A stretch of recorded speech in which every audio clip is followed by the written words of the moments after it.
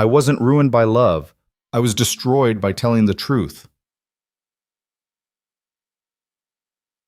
When Meilin Zhao boarded that westbound train, she wasn't running toward anything. She was fleeing the wreckage of her own courage, disgraced, broken, and heading home to a father who might not forgive her. The respectable future she'd been promised? Shattered. Her reputation? Demolished by lies she couldn't fight. But somewhere between St. Louis and the Nevada dust, a rough-edged cowboy would sit down beside her and change everything. Stick with me until the end, hit that like button, and drop a comment telling me what city you're watching from. I want to see how far this story travels. The train smelled like coal smoke and unwashed bodies. Meilin pressed her forehead against the window, watching Missouri farmland blur past in shades of brown and gray. She'd stopped crying somewhere around the Illinois border, not because the pain had lessened, but because she'd simply run out of tears. Her eyes felt swollen and raw, her throat tight with words she'd never get to say to the people who'd destroyed her. She was 23 years old and her life was over.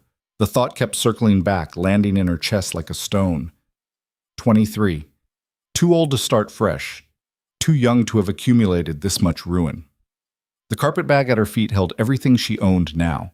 2 plain dresses, a change of undergarments, the jade hairpin her mother had given her before she died, and $47 she'd managed to hide from the creditors.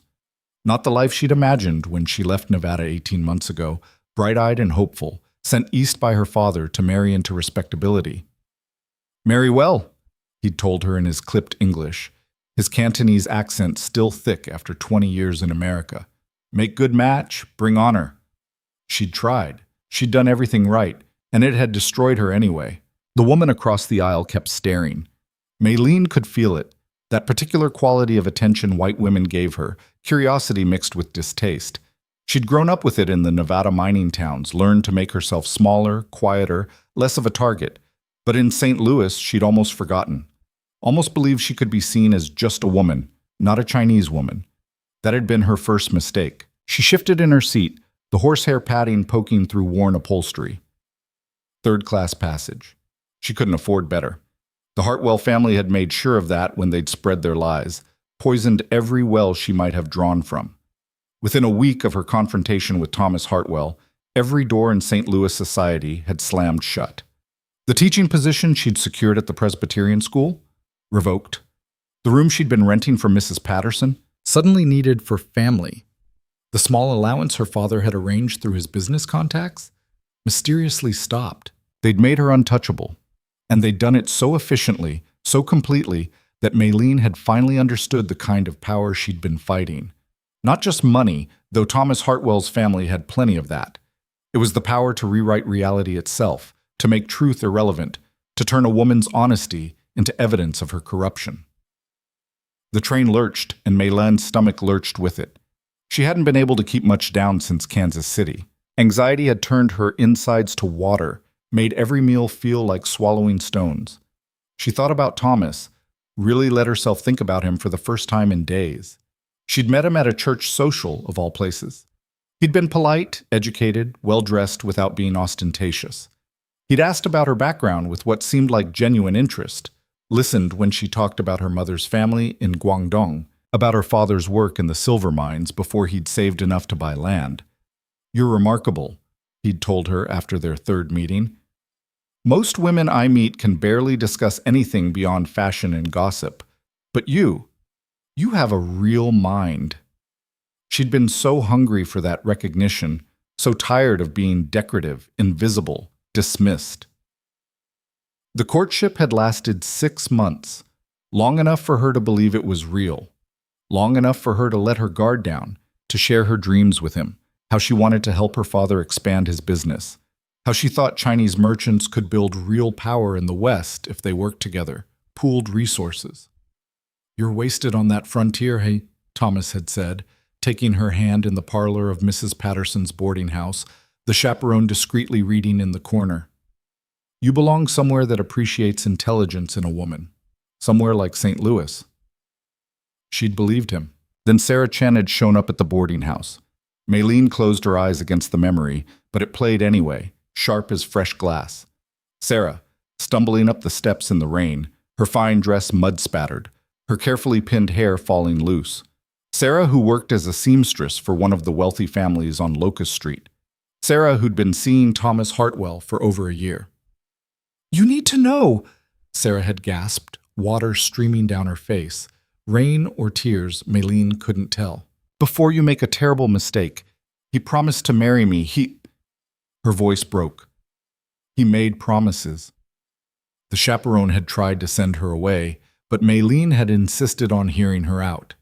They'd sat in the boarding house kitchen, drinking tea while Sarah told her story in broken English mixed with Cantonese. How Thomas had courted her, made promises, taken liberties he had no right to take. How she'd believed him when he said his family would come around, that money and love could overcome prejudice. "But they won't," Sarah had said, her hands trembling around the teacup.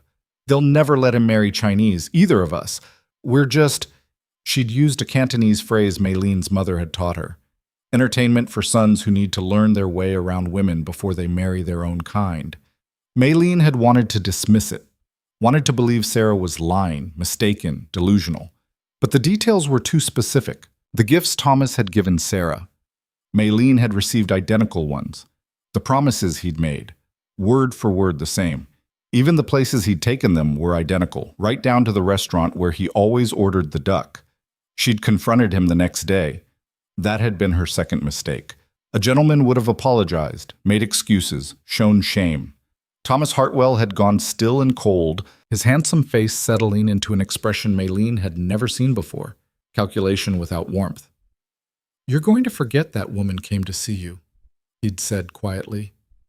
"You're going to forget whatever poison she poured in your ear, if you're smart. She's telling the truth." Maylene had kept her voice steady, though her heart was hammering.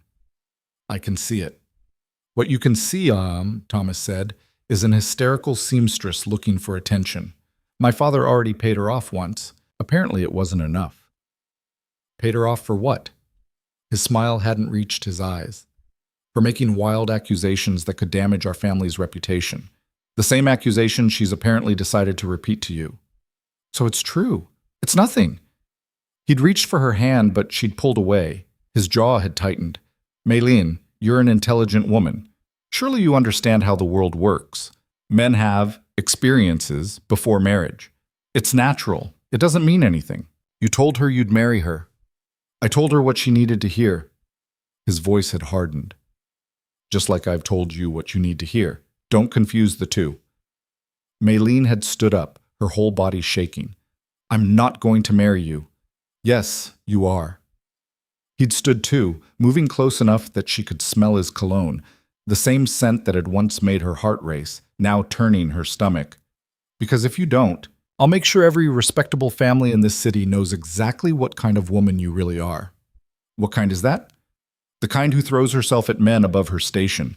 The kind who makes scenes and spreads lies when things don't go her way.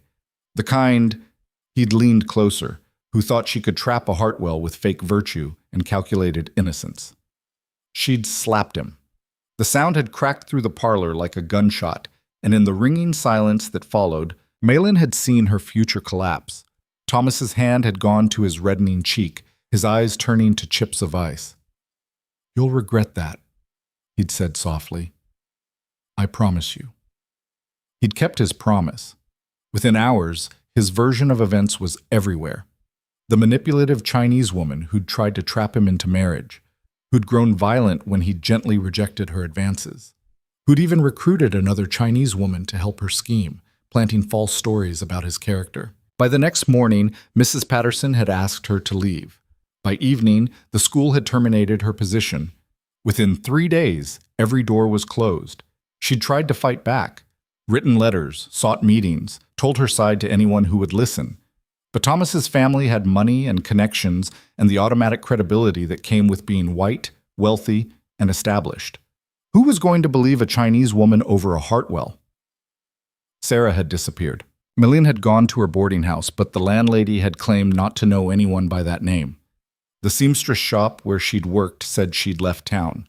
Maylene suspected the Hartwells had paid her to vanish or threatened her into it. Either way, Maylene was alone. Her father's last letter had been brief, the English stiff and formal. "Come home. We will speak when you arrive." Not, "I believe you." Not, I'll help you fight this. Just come home. Back to Nevada. Back to the small ranch where she'd grown up. Feeling like she was meant for something bigger than feeding chickens and keeping house for a widowed father who spoke more to his horses than to his daughter. The train whistle blew shrill and mournful. They were approaching a water stop, some nowhere town in western Kansas, where the train would pause for 20 minutes to take on coal and water. Maylene watched passengers stir, gathering their things for a chance to stretch their legs, buy food from platform vendors, breathe air that wasn't thick with smoke and body odor. She didn't move. She had nowhere to go and no money to waste on overpriced sandwiches. The woman across the aisle stood up, smoothing her skirts. She was perhaps 40, dressed in decent traveling clothes, with a pinched mouth and sharp eyes that had been cataloging Maylene for the past 100 miles. "Excuse me," the woman said as she edged past into the aisle. Then, as if she couldn't help herself, "You're traveling alone?" Maylene met her eyes. "Yes." "That's very—" The woman searched for a word. "Brave." It wasn't a compliment. Maylene heard what she really meant. Inappropriate, dangerous, probably scandalous. A young woman traveling alone was already suspect. A young Chinese woman traveling alone was practically advertising some kind of moral failing. "Thank you," Maylene said flatly. The woman's mouth pursed tighter. She moved down the aisle without another word. But Maylene could feel the judgment trailing behind her like smoke. She turned back to the window, watching the platform fill with passengers. Vendors hawked meat pies and apples. A family with 3 small children chased each other in circles while their mother tried to corral them. An elderly porter helped an old woman down the steps, patient and gentle. Normal lives. Ordinary people with ordinary problems. Maylene felt the distance between herself and them like a physical thing. A glass wall she couldn't break through. The train car had mostly emptied when she heard the commotion at the far end, raised voices, the conductor's apologetic tone, someone arguing. She didn't look up at first. Other people's problems felt very far away. Then a man's voice, rough-edged but calm. "I bought a ticket. You telling me it's no good?" "I'm telling you third class is full, sir. You'll need to upgrade to second." "Can't afford second. That's why I bought third." "Then I'm afraid to—" "Look, I've been riding fence for 3 days straight. I smell like horse sweat and I probably look worse. But my money's as good as anybody's, and this ticket says third-class passage. So unless you want to explain to your supervisor why you're refusing a paying customer, it's not about the money, sir. There's simply no room." Maylene turned her head just enough to see them. The conductor, flustered and red-faced, and the man he was arguing with, tall, broad-shouldered, wearing dusty range clothes and a battered hat pushed back from a sun-weathered face. The cowboy's eyes swept the car and landed on the empty seat beside Maylene. "That seat's taken?" he asked, pointing. The conductor followed his gaze, and Maylene saw something flicker in his expression, hesitation, maybe even relief. "Well, no, but—" "Then I'll take it." The cowboy was already moving down the aisle, carrying a worn saddlebag and a bedroll. The conductor opened his mouth like he wanted to object, then seemed to think better of it. He glanced at Maylene, a quick, assessing look that made her spine stiffen, then nodded and moved away. The cowboy reached her row and paused. "Ma'am, this seat available?" Up close, he was younger than she'd first thought, maybe 30, with a weathered face that made him look older, brown hair, sun-streaked lighter in places. Gray eyes that met hers directly, without the usual cataloging stare she got from white men. "Yes," Maylene said. He swung his bag into the overhead rack, then dropped into the seat with a grunt of exhaustion. The smell of horse, leather, and honest sweat filled the small space. Not unpleasant, just overwhelmingly real after days of coal smoke and perfumed bodies. "Appreciate it," he said, settling back and closing his eyes. Maylene turned back to the window. The train whistle blew its warning. Passengers hurried back aboard.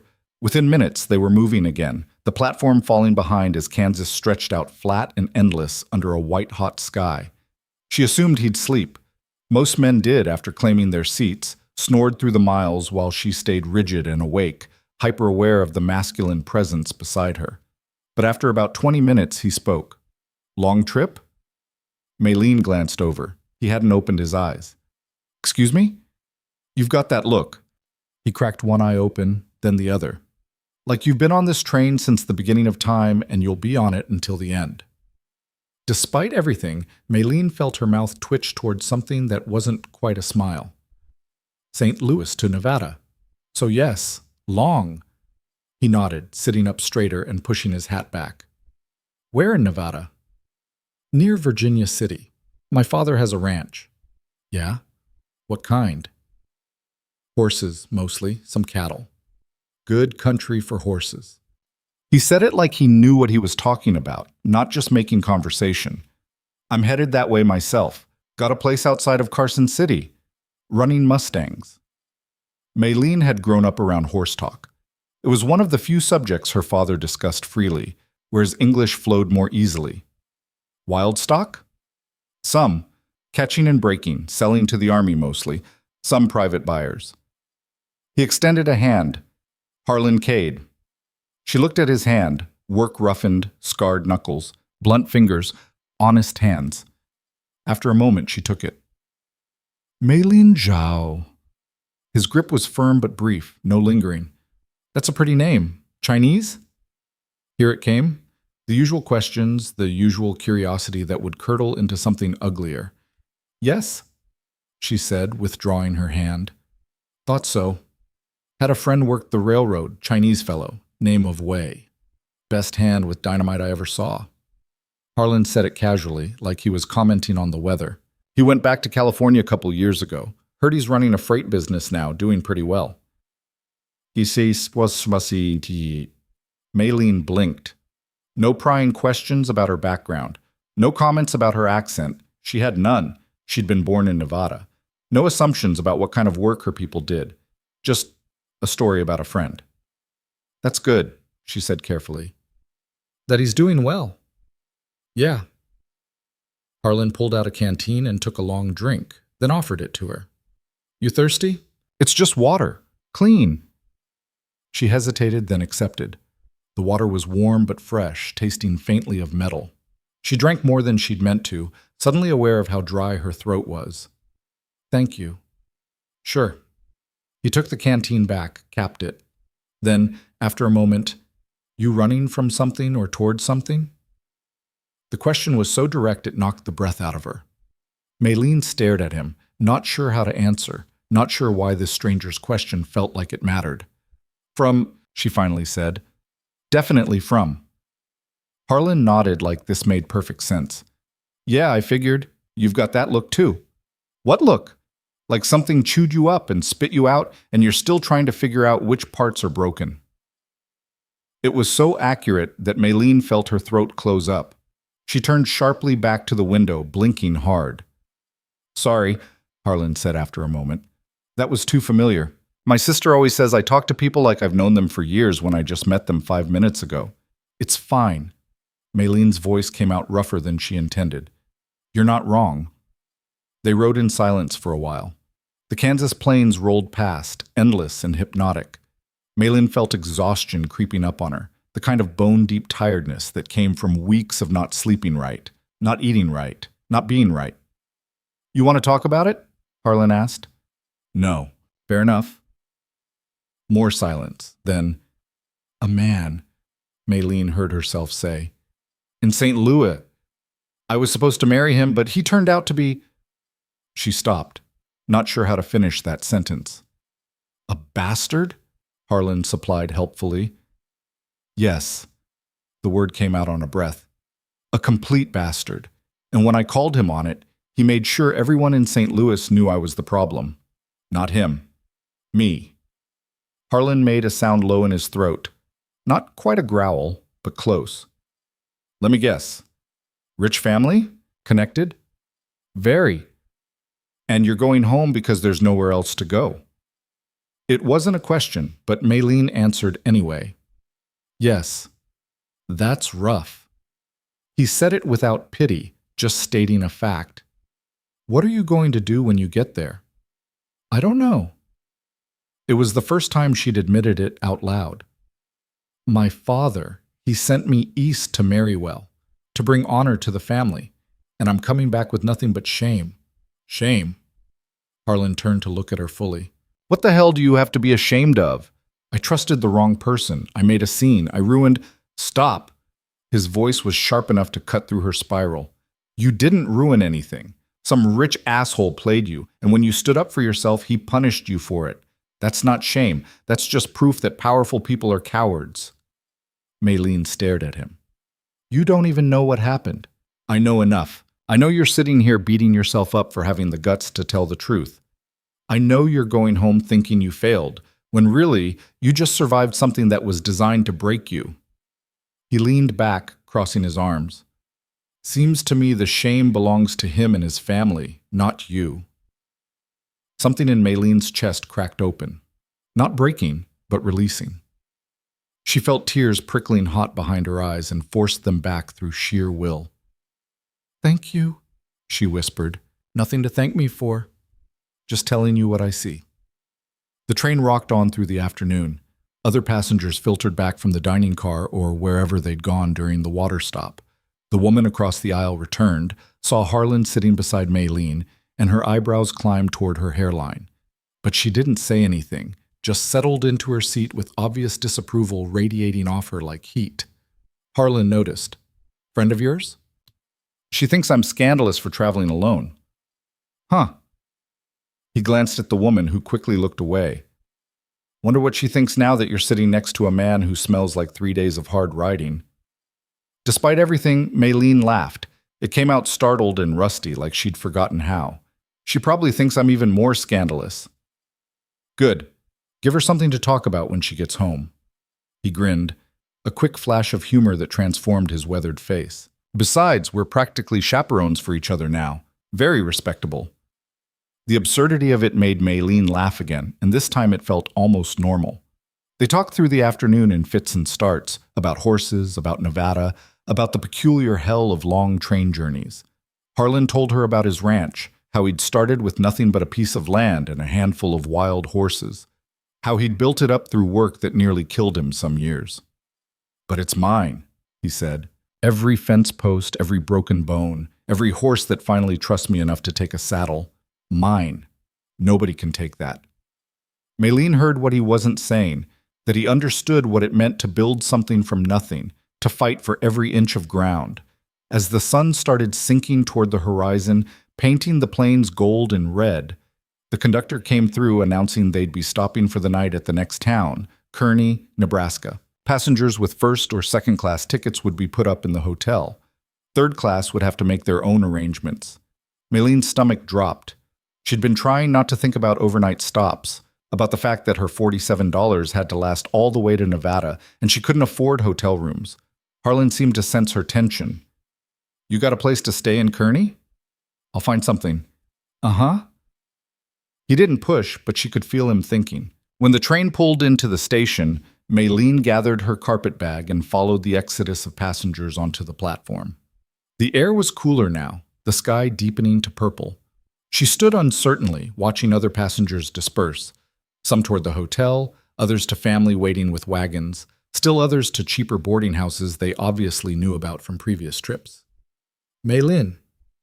Harlan appeared at her elbow. There's a boarding house 2 streets over, run by a widow name of Mrs. Chen. She's fair with her prices and she doesn't ask questions. Want me to walk you over? Mrs. Chen? Maylene turned to him. Chinese? Yeah. Her husband worked the railroad, settled here after, died about 5 years back, and she's been running the place since. Good woman. Of course he knew about a Chinese boarding house. Of course he'd thought of this. Yes, thank you. They walked through the darkening streets, Harlan carrying both their bags without being asked. The boarding house turned out to be a neat 2-story building with painted shutters and a well-swept porch.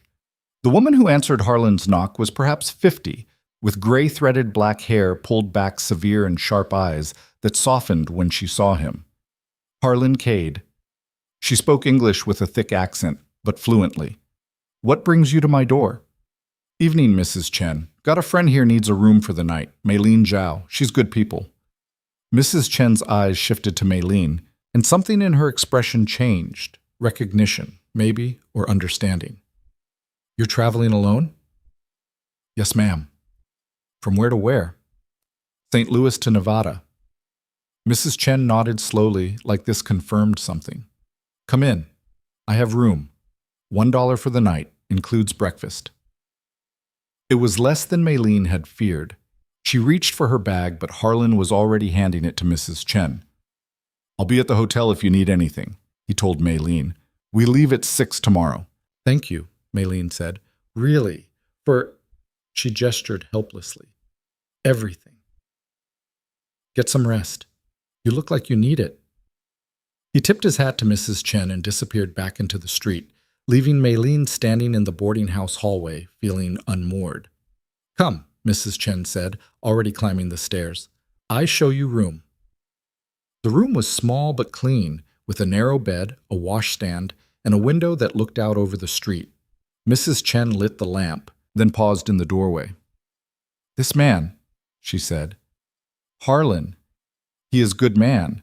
Helped my husband one time when others would not. You can trust him.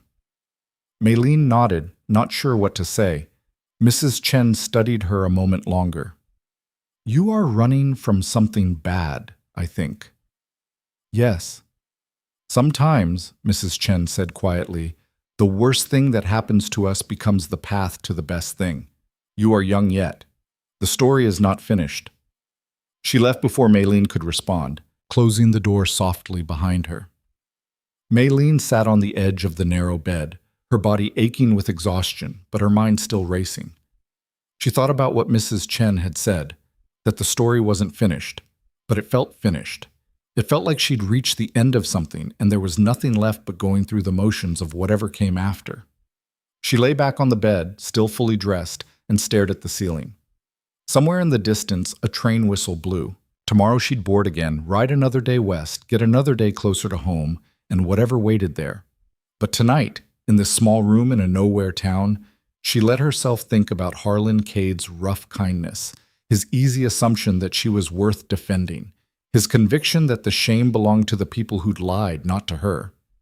Maybe he was right, or maybe he was just being kind to a stranger who obviously needed it. Either way, she'd take it. She'd take anything that felt like someone seeing her as human instead of spectacle, problem, or opportunity. She closed her eyes, and for the first time in weeks, slept without dreaming. Morning came too early, announced by a rooster somewhere in the alley behind the boarding house. Maylene woke disoriented, her neck stiff from sleeping in her clothes, the unfamiliar room taking a moment to place. Then it all came rushing back, the train, Harlan, Mrs. Chen, the fact that today she'd climb back into that third-class car and ride another day closer to facing her father. She sat up slowly, her body protesting. Through the window, the sky was just beginning to lighten, streaks of pink and orange bleeding across the horizon. 6 o'clock departure meant she needed to move. The washstand held a pitcher of cold water and a clean towel. Maylene stripped off her wrinkled dress and washed quickly, the cold shocking her fully awake. She changed into her other dress, just as plain, just as worn, but at least it didn't smell like 3 days of train travel. Her hair was a disaster, the careful braid she'd started with in St. Louis, now half undone and tangled. She combed it out with her fingers as best she could, then rebraided it tightly, pinning it up with her mother's jade hairpin. The woman in the small mirror over the washstand looked tired. Dark circles under her eyes, cheekbones too prominent from weeks of barely eating, mouth set in a line that had become habitual. She looked like someone who'd been through something and wasn't sure she'd made it out the other side. Maylene turned away from her reflection and gathered her things. Downstairs, Mrs. Chen had laid out breakfast in a small dining room, rice porridge, pickled vegetables, and tea that actually tasted like tea, instead of the bitter dishwater they served on the train. 2 other boarders sat at the table, both men who looked like railroad workers. They nodded politely at Maylene and went back to eating. You sleep well? Mrs. Chen asked, ladling porridge into a bowl. Yes, thank you. Good. You need strength for the journey. She set the bowl in front of Maylene along with chopsticks, a small gesture that made Maylene's throat tighten. Most places she'd stopped had offered her a spoon with barely concealed impatience when she'd asked for chopsticks. The porridge was simple but good, seasoned with ginger and scallions. Maylene ate slowly, trying to make it last, trying to give her stomach time to accept it. Your friend, Mrs. Chen said, sitting down across from her. Harlan. He came by earlier. Left this for you. She pushed a small package wrapped in brown paper across the table. Maylene picked it up, confused. Inside was a sandwich, thick bread, cheese, and what looked like roasted beef, along with an apple and a paper twist of dried apricots. He said the food on the train is expensive and bad, Mrs. Chen explained. He thought you might need this. Maylene stared at the sandwich, something hot and uncomfortable building behind her breastbone. He'd thought of her. A stranger she'd known for less than a day had thought about whether she'd be able to eat today. That was kind of him, she managed. He is a kind man, Mrs. Chen agreed, but also smart. He sees things other people miss.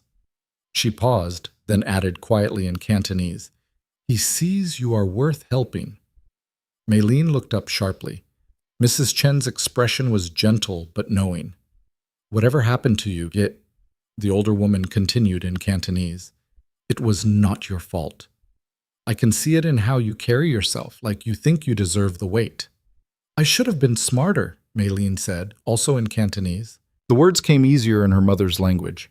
I should have seen what he was. Should have. Mrs. Chen waved a dismissive hand. Should have is what we say when we blame ourselves for other people's cruelty. The only should have here is that he should have been honest. He should have been decent, not you. It was almost exactly what Harlan had said yesterday. Maylene wasn't sure why hearing it again from this woman she barely knew made her eyes sting. You will get home, Mrs. Chen said firmly. You will face what you must face, and then you will decide who you are going to be next. This is not ending. This is changing direction. Maylene nodded, not trusting her voice. She finished her breakfast, paid Mrs. Chen the $1 for the room, and made her way through the awakening streets toward the train station. The town was small enough that everything was within walking distance. Just a main street with a handful of shops, a hotel, the station, and a scattering of houses spreading out into the grassland. The platform was already crowded with passengers preparing to board. Maylene spotted Harlan immediately. He was hard to miss, standing head and shoulders above most of the crowd, his saddlebag over one shoulder and his hat pushed back. When he saw her, he raised a hand in greeting. Morning, he said as she approached. You get the sandwich? Yes, thank you. You didn't have to. I know I didn't have to. Wanted to. He fell into step beside her as they moved toward the third-class cars. Besides, I was getting food for myself anyway. No extra trouble. They climbed aboard and made their way back to the same seats as yesterday. The car was filling up again. The same mix of working people, families, and folks who couldn't afford better passage. The disapproving woman was already in her seat across the aisle, and her expression when she saw Maylene and Harlan sitting together again was almost funny. She's going to think we're traveling together, Maylene murmured as she settled by the window. Let her think it, Harlan said. Maybe she'll leave you alone. The train lurched into motion right on schedule and Kearney fell away behind them. Nebraska spread out in all directions, flatter than Kansas, but somehow more alive. Grasses waving in the wind, occasional herds of cattle, farmhouses sitting like ships on an ocean of land. For the first hour, they didn't talk much. Harlan dozed with his hat over his face while Maylene watched the landscape scroll past. But as morning wore into afternoon, he woke up and stretched, his joints popping. How far you got to go once you hit Nevada? He asked. About 20 miles north of Virginia City. The ranch is up in the hills. Your father meeting you at the station? I assume so. I sent a telegram from St. Louis with my arrival date. She paused, though I'm not sure what kind of welcome I'll get. You think he'll blame you? Maylene considered the question. Her father was not an easy man to read. He'd grown harder and more silent after her mother died, like he'd used up all his words and had none left for his daughter. Their relationship had always been more duty than warmth. I think he'll be disappointed, she said finally. He sent me east to make something of myself, to marry well and bring honor to the family name. Instead, I'm coming back with nothing. You're coming back with yourself, Harlan said. That's not nothing. Try telling him that. Want me to? The offer was casual, but he meant it. Maylene looked at him.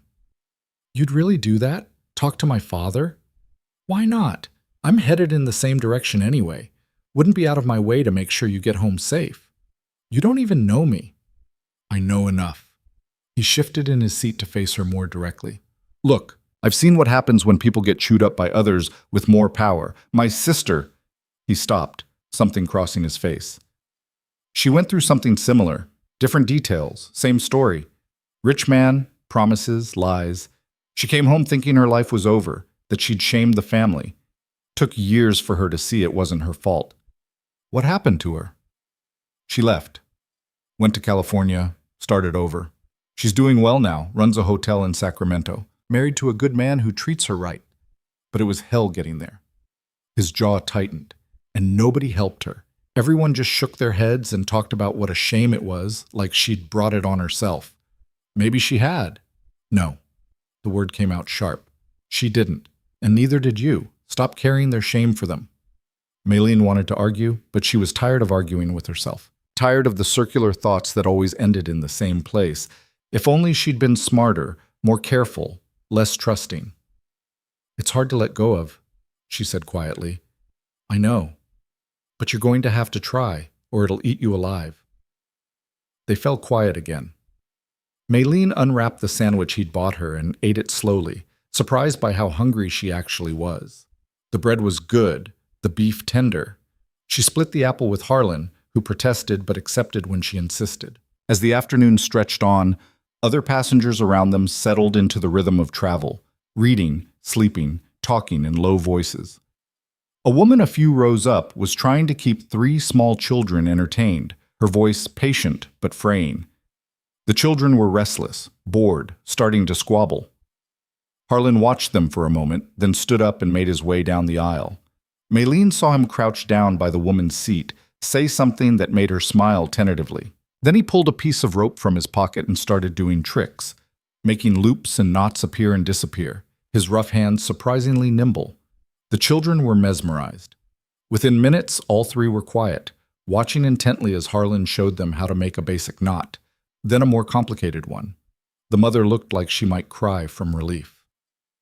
He came back after about 15 minutes, settling into his seat like nothing had happened. That was kind, Maylene said. He shrugged. Long trip with bored kids is hell for everybody. Figured I'd help if I could. Where did you learn rope tricks? My father. He worked cattle most of his life, and rope work was just part of the job. He used to practice in the evenings, and I'd watch. Started teaching me when I was about 5. A smile flickered across his face. Drove my mother crazy. I'd tie knots in everything. Curtains, bed sheets, her apron strings while she was wearing them. Is he still alive? Your father? No, died about 10 years ago, thrown from a horse during a storm, broke his neck. Harlan said it matter-of-factly, but Maylene heard the old grief underneath. My mother passed a few years later. Heart, they said, but I think she just didn't want to be here without him. I'm sorry. Long time ago now, but thank you. Maylene found herself wanting to tell him about her own mother, about the year of fever that had taken her when Maylene was 15, about how the house had felt emptier than it had any right to after, but the words stuck in her throat. Your mother, Harlan said, like he'd read her mind. You lose her young? 15, fever. Hard age to lose a mother. Any age is hard. True enough. He paused. She, the one who taught you English so well. You don't have an accent. I was born here, Nevada. But yes, she made sure I spoke both English and Cantonese. She said I'd need both to survive. Smart woman. She was. Maylene felt her throat tighten again. She wanted more for me than just being someone's wife. She used to say I had a mind that shouldn't be wasted on just keeping house. Sounds like she'd be proud of you standing up to that bastard in St. Louis. The thought hadn't occurred to Maylene. She'd been so focused on her father's disappointment, on her own sense of failure, that she hadn't considered what her mother would have thought. Maybe, she said softly. The train rolled on. They passed through small towns that barely qualified as towns. Just a water tower, a general store, and a handful of buildings huddled against the prairie wind. At one stop, a family of homesteaders boarded, dusty and exhausted, the mother carrying a baby, while 2 other children clung to their father's legs. They looked like they'd been traveling for days, maybe weeks. Heading west? Harlan asked the father as they settled into seats a few rows up. Colorado. Got land waiting. The man's voice was thick with an accent Maylene couldn't place. German, maybe. Government grant, 160 acres. That's good land if you can work it. We will work it. The man's jaw set with determination. We work hard, build good life. After they'd settled in, Harlan turned to Maylene. That's what I don't understand about people like your Thomas Hartwell. They're born with everything, money, position, doors already open. And they still have to take from people who have nothing, still have to lie and cheat and ruin. Power, Maylene said. Some people think having it means they should use it. That's not power. That's just cruelty dressed up fancy. Try explaining that to people who benefit from it. Wouldn't bother. Harlan stretched his legs out as far as the cramped space allowed. People like that don't listen. They just talk louder until you give up. It was exactly right. That had been her experience in St. Louis. Every attempt to tell her side of the story met with raised voices, closed doors, the Hartwell family's version drowning out anything she tried to say. I gave up, she admitted, eventually when I realized nobody was going to believe me anyway. That's not giving up, that's survival. There's a difference. Is there? Yeah. Giving up means you stop fighting altogether. Survival means you retreat, regroup, and figure out the next move. You're still in the fight. You just changed position. Maylene wanted to believe him, but it didn't feel like she was in any fight. It felt like she'd been knocked down and was still trying to figure out how to stand. As evening approached, the conductor came through announcing they'd reached Denver by nightfall. Another overnight stop, another scramble for lodging. Maylene counted her remaining money carefully. $39 left. She'd spent more than she'd planned at Mrs. Chen's boarding house, though it had been worth it for actual rest and decent food. You got a place to stay in Denver? Harlan asked. I'll find something. He gave her a look. You said that yesterday, too. I managed yesterday, didn't I? Because I steered you to Mrs. Chen. Denver's bigger, rougher. You shouldn't be walking around alone after dark trying to find a room. I've managed alone for weeks now. I can manage one more night. Stubborn? Harlan observed. Realistic. How about this? I know a place. Decent boarding house run by a couple named Martinez. They're fair, rooms are clean, and it's walking distance from the station. Let me at least point you in the right direction. Maylene wanted to refuse on principle, but she was tired and the thought of wandering Denver alone looking for safe lodging made her stomach knot. All right. Thank you. Denver was bigger than Kearney, more built up and busy even as night fell. The station was crowded with people coming and going, vendors hawking food and newspapers, the smell of coal smoke and city dirt thick in the air. Harlan led her through streets that were better lit than she'd expected, past saloons already loud with evening crowds, shops closing up for the night, restaurants doing brisk business. The boarding house turned out to be a 3-story building on a quieter street, with window boxes full of flowers and a neatly painted sign. Mrs. Martinez answered the door, a woman in her 40s with graying black hair and a warm smile that reached her eyes. Harlan, I didn't know you were coming through. Last-minute trip. You got rooms? Always for you. 1 or 2? Harlan glanced at Maylene. 2. Come in. Come in. Mrs. Martinez stepped back to let them enter. The interior was homey and well-kept, with religious pictures on the walls and the smell of cooking still lingering from dinner. The room cost $1.50, including breakfast, more than Mrs. Chen's, but still reasonable for a city. Maylene paid and followed Mrs. Martinez upstairs while Harlan waited in the parlor. You're traveling together? Mrs. Martinez asked as they climbed. We met on the train. He's been kind enough to help me find lodging. Ah, well, Harlan is a good man. My husband and I have known him for years. He helped us once when we had trouble with some men who thought we should sell our property cheap. He made it clear that wasn't going to happen. She unlocked a door and showed Maylene into a room that was larger than the one in Kearney, with a real bed and a washstand with hot water. Thank you, Maylene said. Breakfast is at 6 if you want it, 7 if you want to sleep in. The train doesn't leave until 8 tomorrow. After Mrs. Martinez left, Maylene sank onto the bed and let herself feel the full weight of exhaustion. Her body ached from days of sitting on hard seats. Her mind felt scraped raw from constant vigilance, from being always aware that she was alone, vulnerable, likely to be judged. But today had been different. Today she'd had Harlan beside her, not hovering or controlling, just there, present, making the journey a little less lonely. She didn't know what to do with that kindness. Didn't know if she should trust it or if she was just being naive again, seeing goodness where there was only ordinary politeness. There was a quiet knock on her door. When she opened it, Harlan was standing in the hallway, hat in hand. "Just wanted to make sure you're settled," he said. "I'm 2 doors down if you need anything." "I'm fine. Thank you." He nodded, then hesitated. "Listen, I've been thinking. When we get to Nevada, you don't have to face your father alone if you don't want to. I meant what I said. I can ride with you. Make sure you get home safe." "Why would you do that?" "Because I can. Because it's the right thing to do. Because—" He stopped, seeming to search for words. "My sister didn't have anybody when she needed help. I couldn't do anything for her because I was too young and too far away. But I can do something for you, if you'll let me."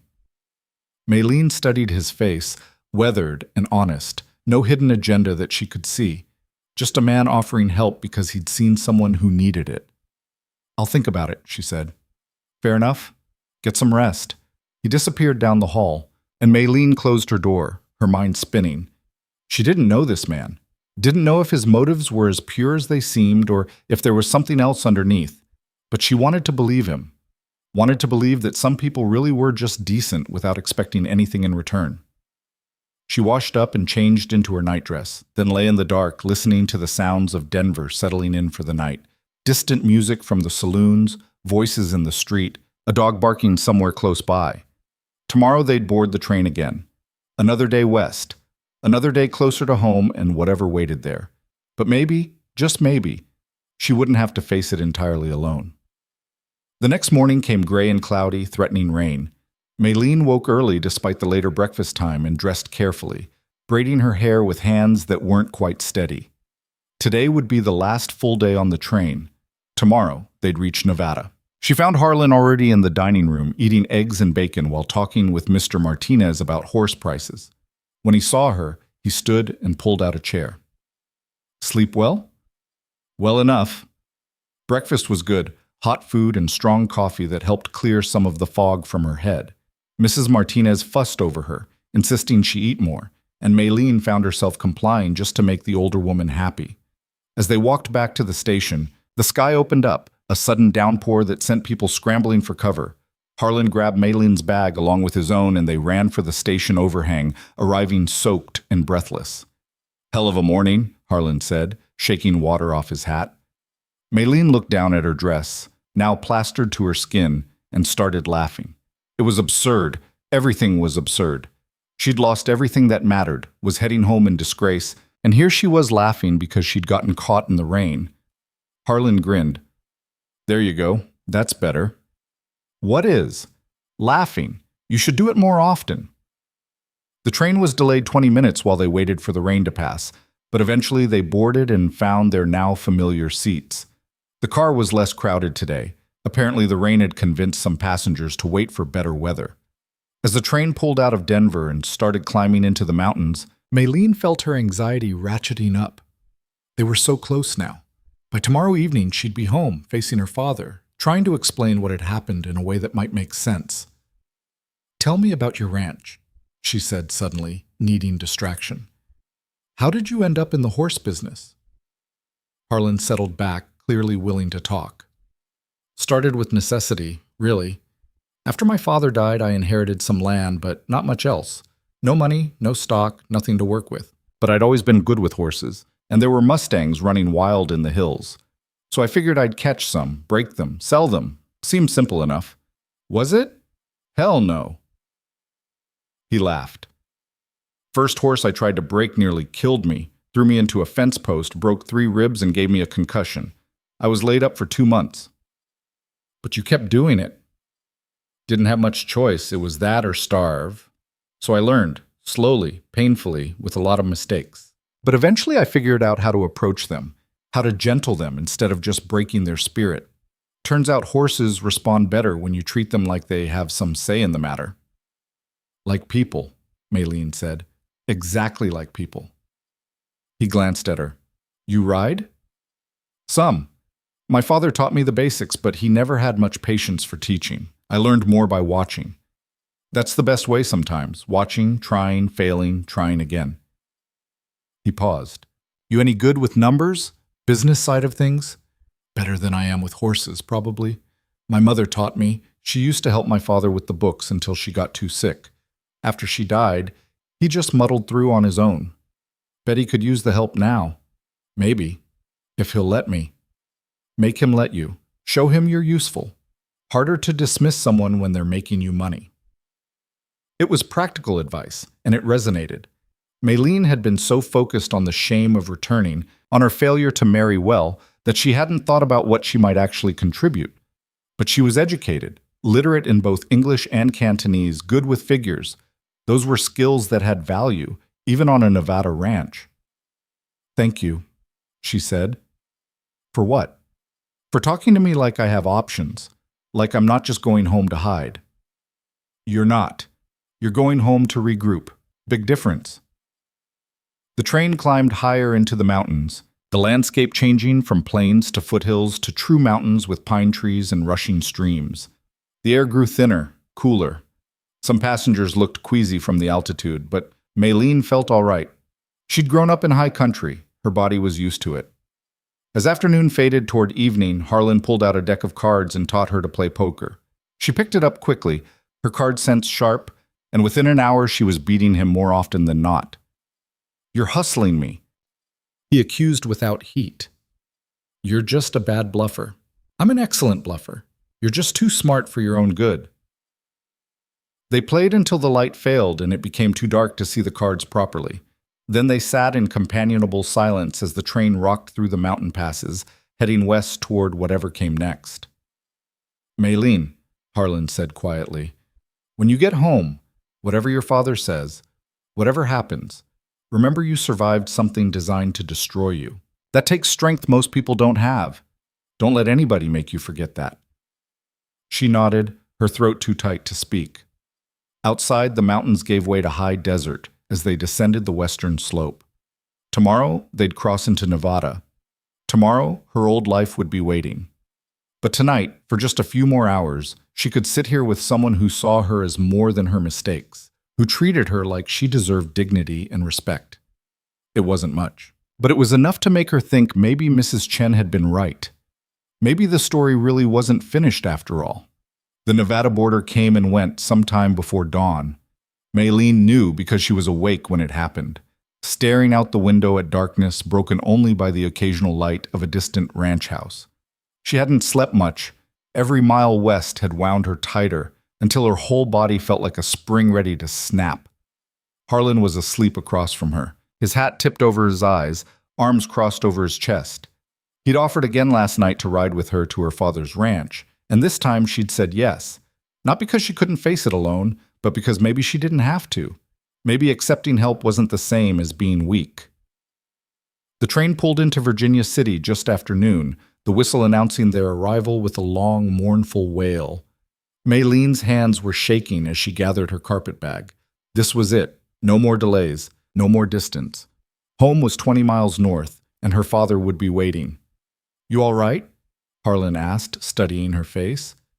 No, but I will be. The platform was crowded with people, miners coming off shift, merchants collecting shipments, families reuniting. Maylene scanned the crowd for her father's weathered face and dark hair, but didn't see him. Her stomach dropped. Maybe he hadn't come. Maybe he'd decided she wasn't worth the trip into town. Maylene Zhao. She turned. A young Chinese man stood a few feet away, maybe 19 or 20, holding a hat in his hands.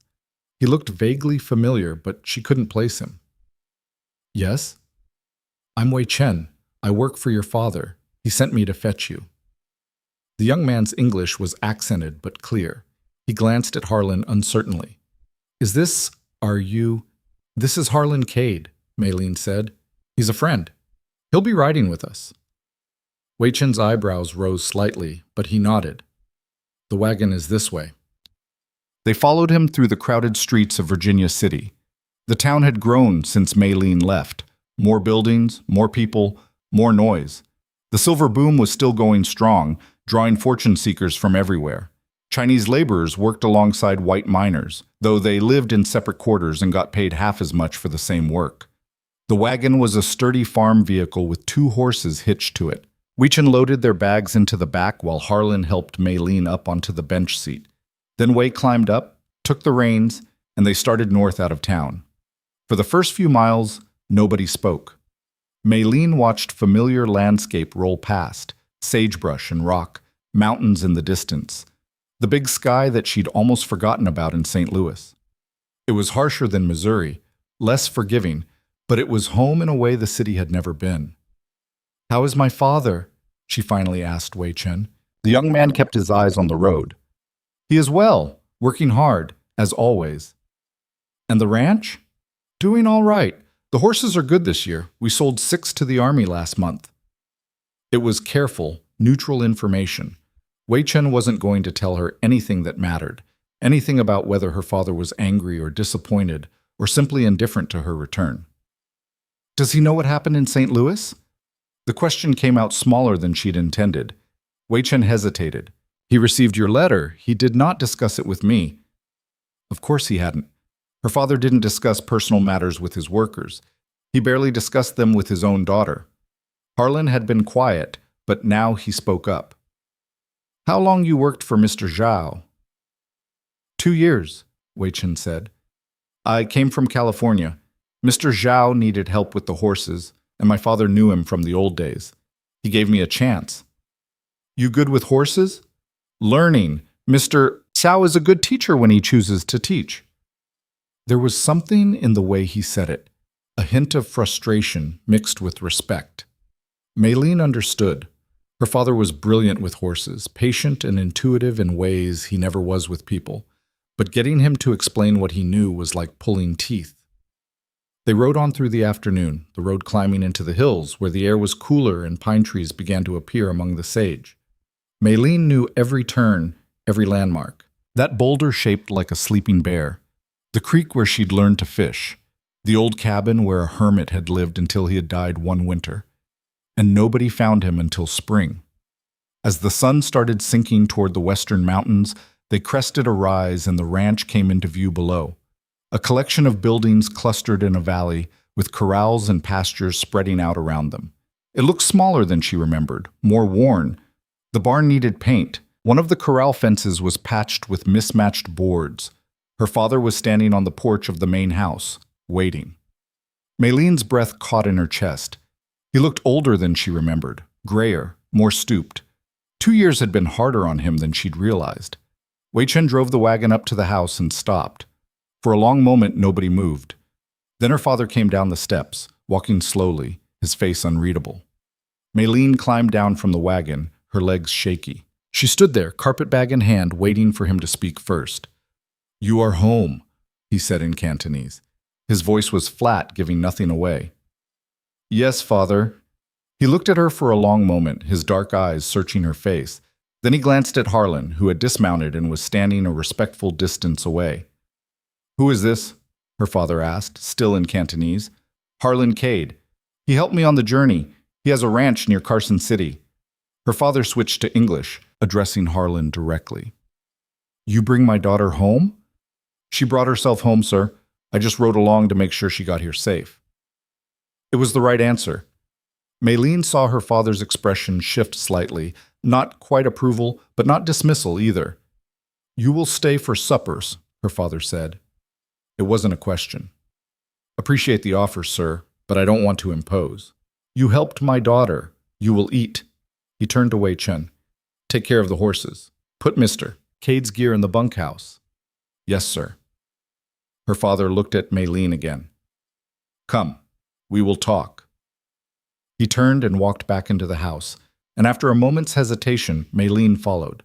Behind her, she heard Harlan say quietly to Wei Chen, "Is he always this welcoming?"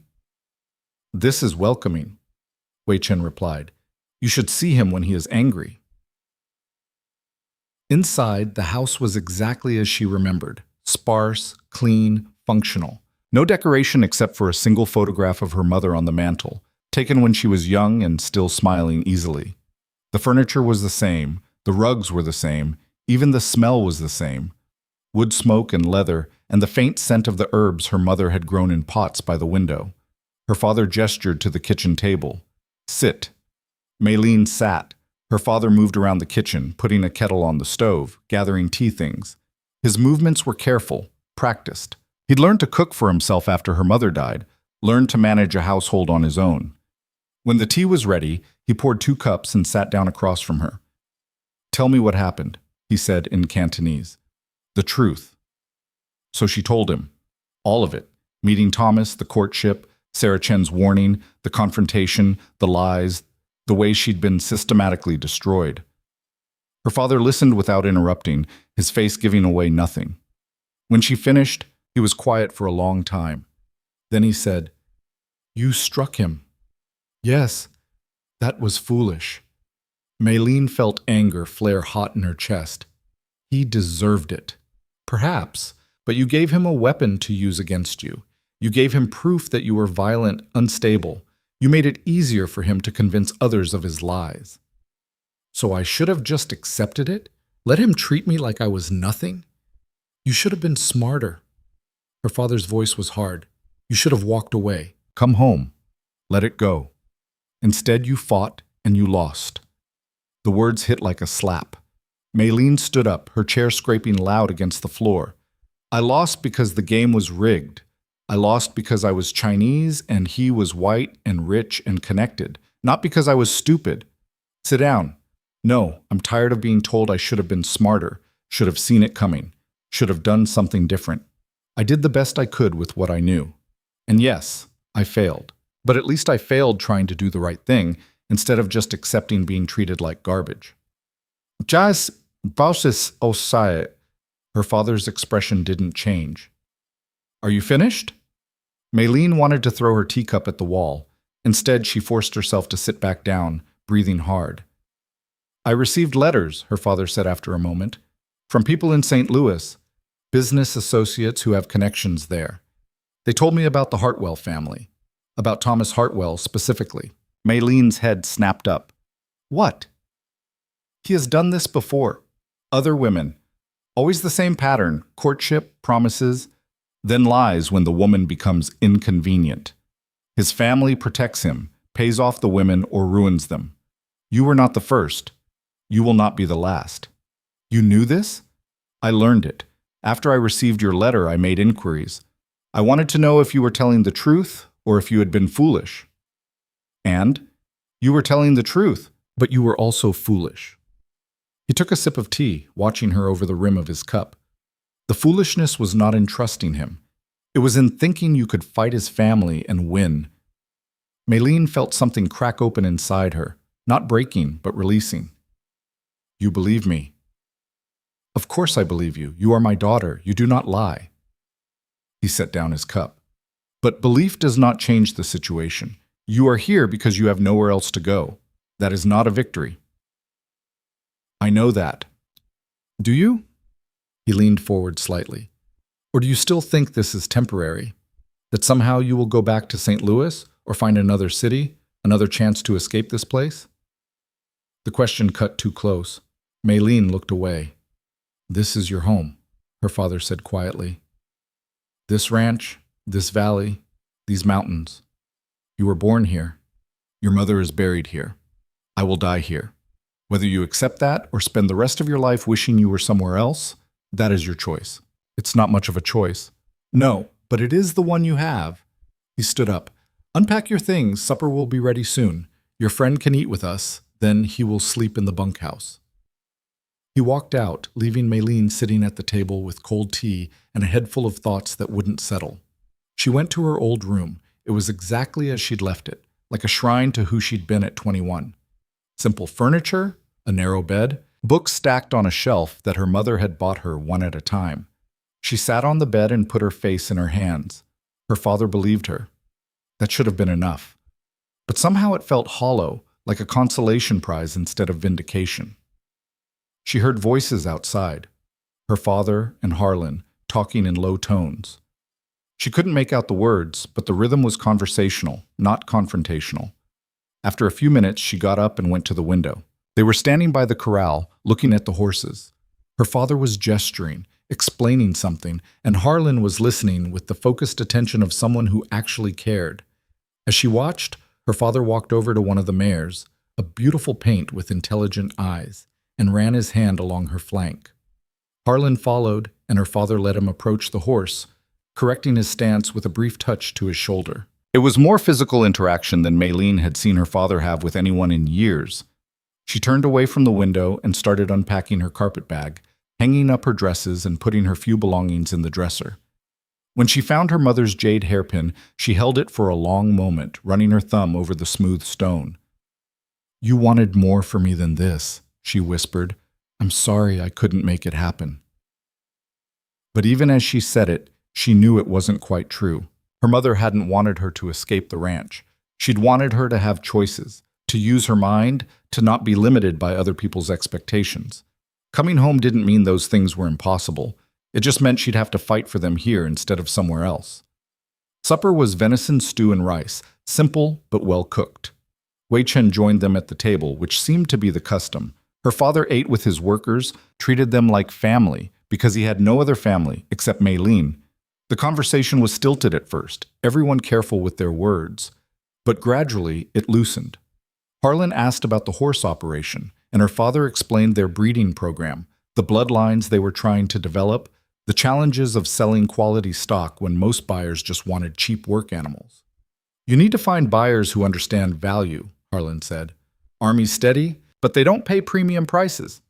You want to reach private buyers, ranchers who need smart horses for cattle work, families who want reliable riding stock." "How do you find these buyers?" her father asked. "Reputation mostly, word of mouth. You sell one good horse to the right person, they tell others. But you need to be willing to travel, show your stock, prove what they can do." Her father grunted. "I do not like traveling." "Then you need someone who can travel for you, someone who knows horses and can talk to buyers." Maylene felt both men's eyes shift to her, though neither said anything directly. She kept eating, pretending not to notice. After supper, Wei Chen excused himself to the bunkhouse. Harlan stood to follow, but her father stopped him. "Stay, we will talk more about horses." They went out to the porch, and Maylene cleaned up the dishes, listening to the low rumble of male voices through the window. She couldn't hear specifics, but the tone was easier now, comfortable. Her father was actually enjoying the conversation. When she finished the dishes, she went out to join them. They were sitting in chairs her father had built years ago, weathered but solid, watching the sun set over the mountains. "Your father says you're good with numbers," Harlan said as she sat down. "I can manage." "The books are a mess," her father said bluntly. "I know the ranch makes money, but I do not know how much or where it goes. I need help." It wasn't an apology or even a real request. It was just a statement of fact. But Maylene understood what he was offering, a way to be useful, to contribute, to earn her place here instead of just occupying space as the disappointing daughter who'd come home in shame. "I can look at them," she said carefully. "Tomorrow. Tonight, rest." Her father stood up. "I am going to bed. Harlan, the bunkhouse has a spare bed. Wei Chen will show you." He disappeared into the house, leaving them alone on the porch. The sky was deepening to purple, stars beginning to appear. "He's not what I expected," Harlan said after a moment. "What did you expect?" "Someone angrier, more judgmental, but he's just—" Harlan searched for the word. "Practical. He sees a problem and wants to fix it." "That's my father. Emotions are messy. Problems have solutions." "Is that a bad thing?" Maylene considered. "I don't know. Sometimes I wish he'd just react, get angry or sad or something, instead of just analyzing everything like it's a horse with a limp. Maybe that's how he survives. Some people shut down their feelings because it's the only way to keep going." It was probably true. Her father had lost his wife, raised a daughter alone in a country that treated him like a second-class citizen at best, built a business from nothing.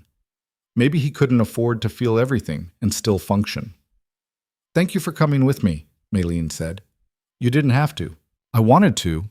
Still want to, actually." "What do you mean?" Harlan leaned forward, resting his elbows on his knees. "Your father and I talked while you were inside.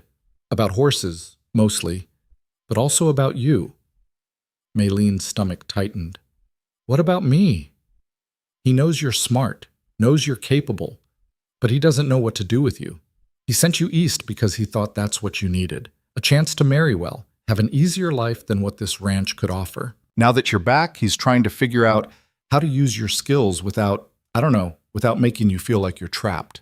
"Did he say that?" "Not exactly, but it was there between the words." Harlan glanced at her. "He's scared of losing you again. Not to some man in St. Louis, but to bitterness, to resentment, to you waking up every day hating where you are." The observation was so accurate it made her chest hurt. "I don't hate it here." But you're angry about being here. That's different." "Wouldn't you be?" "Yeah, probably." He was quiet for a moment. "But anger's just energy. You can use it to tear things down or build things up. Your choice." Maylene wanted to argue, but she was too tired. Instead, she just sat there, watching the stars appear one by one in the darkening sky. "I should go," Harlan said finally. "Let you rest."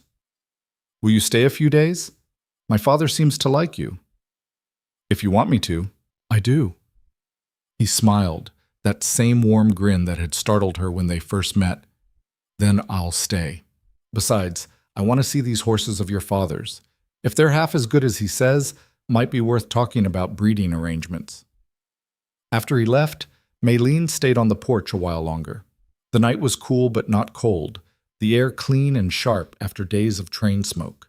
She could hear horses moving in the corrals, the distant call of a coyote, the wind in the pines. This was home. For better or worse, this was where she was. The question was what she was going to do about it. The next morning, Maylene woke early out of habit. Her body still thought she was on a train, still expected the rocking motion and the constant noise. The silence of the ranch was almost unnerving after so many days of mechanical rhythm. She dressed in old work clothes she'd left behind, split riding skirt, plain shirt, boots that had molded to her feet. They felt right in a way her street. Louis dresses never had, even though she'd spent months trying to convince herself otherwise. Her father was already up, making coffee in the kitchen. He glanced at her outfit and nodded approval. "You remember how to ride?" "I think so." "Good. After breakfast, you will ride with me. I want to show you the new stock." They ate together in silence, then walked out to the corrals where Wei Chen was already working. Harlan was there too, leaning against a fence and watching a yearling colt test his boundaries. "That one's got spirit," he observed as they approached. "Too much spirit," her father said. "He needs work. He needs the right handler. Force him and he'll break. Give him room and he'll come around." Her father studied the colt, then nodded slowly. "Perhaps. Maylene, you will work with this one. See if you can gentle him." She blinked. "Me?" "Your mother had a way with difficult horses. You have her patience. Try." It had been years since her father had compared her to her mother in any positive way. Maylene felt something warm unfold in her chest. The morning was spent in the corrals, her father showing her the current stock while explaining his breeding strategy. He'd been focusing on stamina and intelligence over pure speed, trying to develop horses that could handle the harsh Nevada terrain while still being trainable for detailed work. "The Army wants horses that obey," he explained. "But ranchers want horses that think. The best working horse knows when to follow commands and when to make decisions." Maylene watched him work with a 3-year-old mare, his movements calm and assured. He was a different person with horses, patient, gentle, willing to take all the time needed. It was the version of him she'd loved as a child, before her mother died and something in him had closed off. "Let me see you ride," he said suddenly. Wei Chen brought out a steady older gelding, and Maylene mounted. Her muscles remembered, even if her confidence didn't. She walked the horse around the corral, then trotted, then cantered, feeling the rhythm come back. "Good," her father said when she finished. "You have not forgotten." It was high praise from him. Over the next few days, a pattern emerged. Mornings in the corrals, learning the horses and relearning how to work with them. Afternoons in the office, tackling the disaster of her father's bookkeeping. Evenings on the porch, talking with Harlan about horses and ranching and the peculiar challenges of making a living in Nevada. The books were worse than she'd feared. Her father had kept records, but they were haphazard, sales noted on scraps of paper, expenses estimated, no clear accounting of what came in versus what went out. It took her 3 days just to organize everything into something resembling order. But as she worked, patterns emerged. The ranch was actually doing better than her father realized. He'd been too conservative with pricing, undervaluing his stock. The horses he was selling for $40 could easily fetch $60 or $70 from the right buyers. "You need to raise your prices," she told him one evening, showing him her calculations. "Buyers will go elsewhere. Some will, but the ones who stay will be the ones who recognize quality. Those are the buyers you want anyway." Her father studied the numbers. His brow furrowed. "You are certain?" "As certain as I can be without seeing actual sales. But yes, I think you've been selling yourself short." He was quiet for a long moment. Then, "Your mother would have said the same thing. She always told me I did not value my own work properly." It was the first time he'd spoken about her mother without grief making his voice tight. Maylene felt tears prick her eyes. "She was usually right," her father continued, "about business, about horses, about you." He looked at Maylene directly. "She would be proud of how you handled yourself in St. Louis, standing up to that man, refusing to be silent. Even though it ruined me, you are not ruined. You are here. You are working. You are rebuilding. That is not ruin. That is survival." He stood up. "Tomorrow, you and Harlan will ride to Carson City. There is a buyer there who wants to see our stock. You will show him what we have and negotiate the sale." "Me? Father, I don't know." "You know horses. You know numbers. That is enough. Learn the rest by doing." He walked away before she could argue further, leaving her sitting at the desk with a ledger full of figures and a strange feeling blooming in her chest that might have been hope. Harlan found her there an hour later, still staring at the books. "Your father told me about Carson City," he said. "You nervous?" "Terrified." "Good.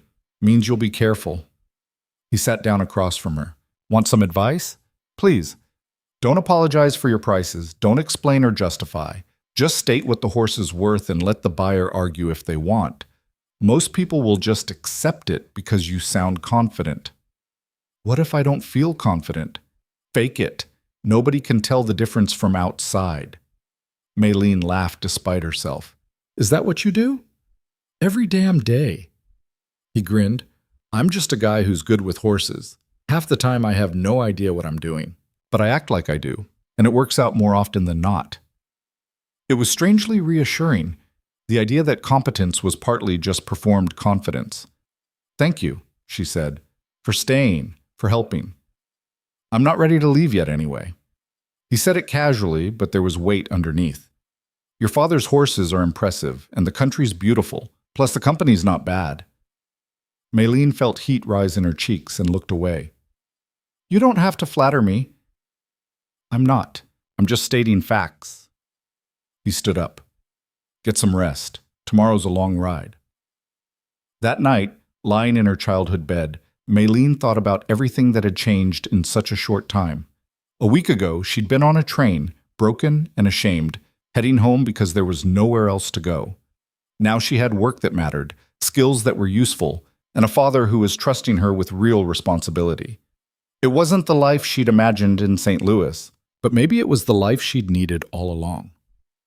They left for Carson City before dawn, leading 2 horses her father had selected for the buyer, a 4-year-old gelding with remarkable stamina and a mare with bloodlines that spoke for themselves. The ride would take most of the day, and Maylene had packed supplies with hands that wouldn't quite steady. "You'll do fine," Harlan said as they rode out, watching her fidget with the lead rope. "Just remember what your father taught you about these horses. The rest is just talking." "I'm not worried about the talking. I'm worried about failing. Then you'll fail and learn something. That's how it works." The casual way he said it, like failure was just another step instead of a disaster, loosened something in Maylene's chest. She'd spent so long in St. Louis where every misstep felt catastrophic, where reputation was everything and mistakes were unforgivable. Out here, Under the big Nevada sky with honest work to do, maybe failure was just information instead of condemnation. They rode through country Maylene had known all her life, but was seeing with fresh eyes.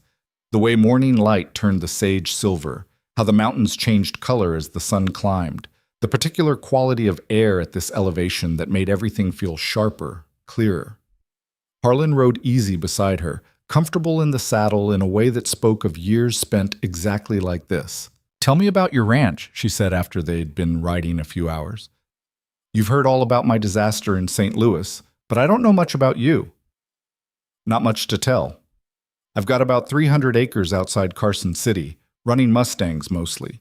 Catch them wild, gentle them, sell them to whoever needs good working horses. It's hard work, and the money's unpredictable, but it's mine. No family helping. Sisters in California, like I mentioned, parents are gone.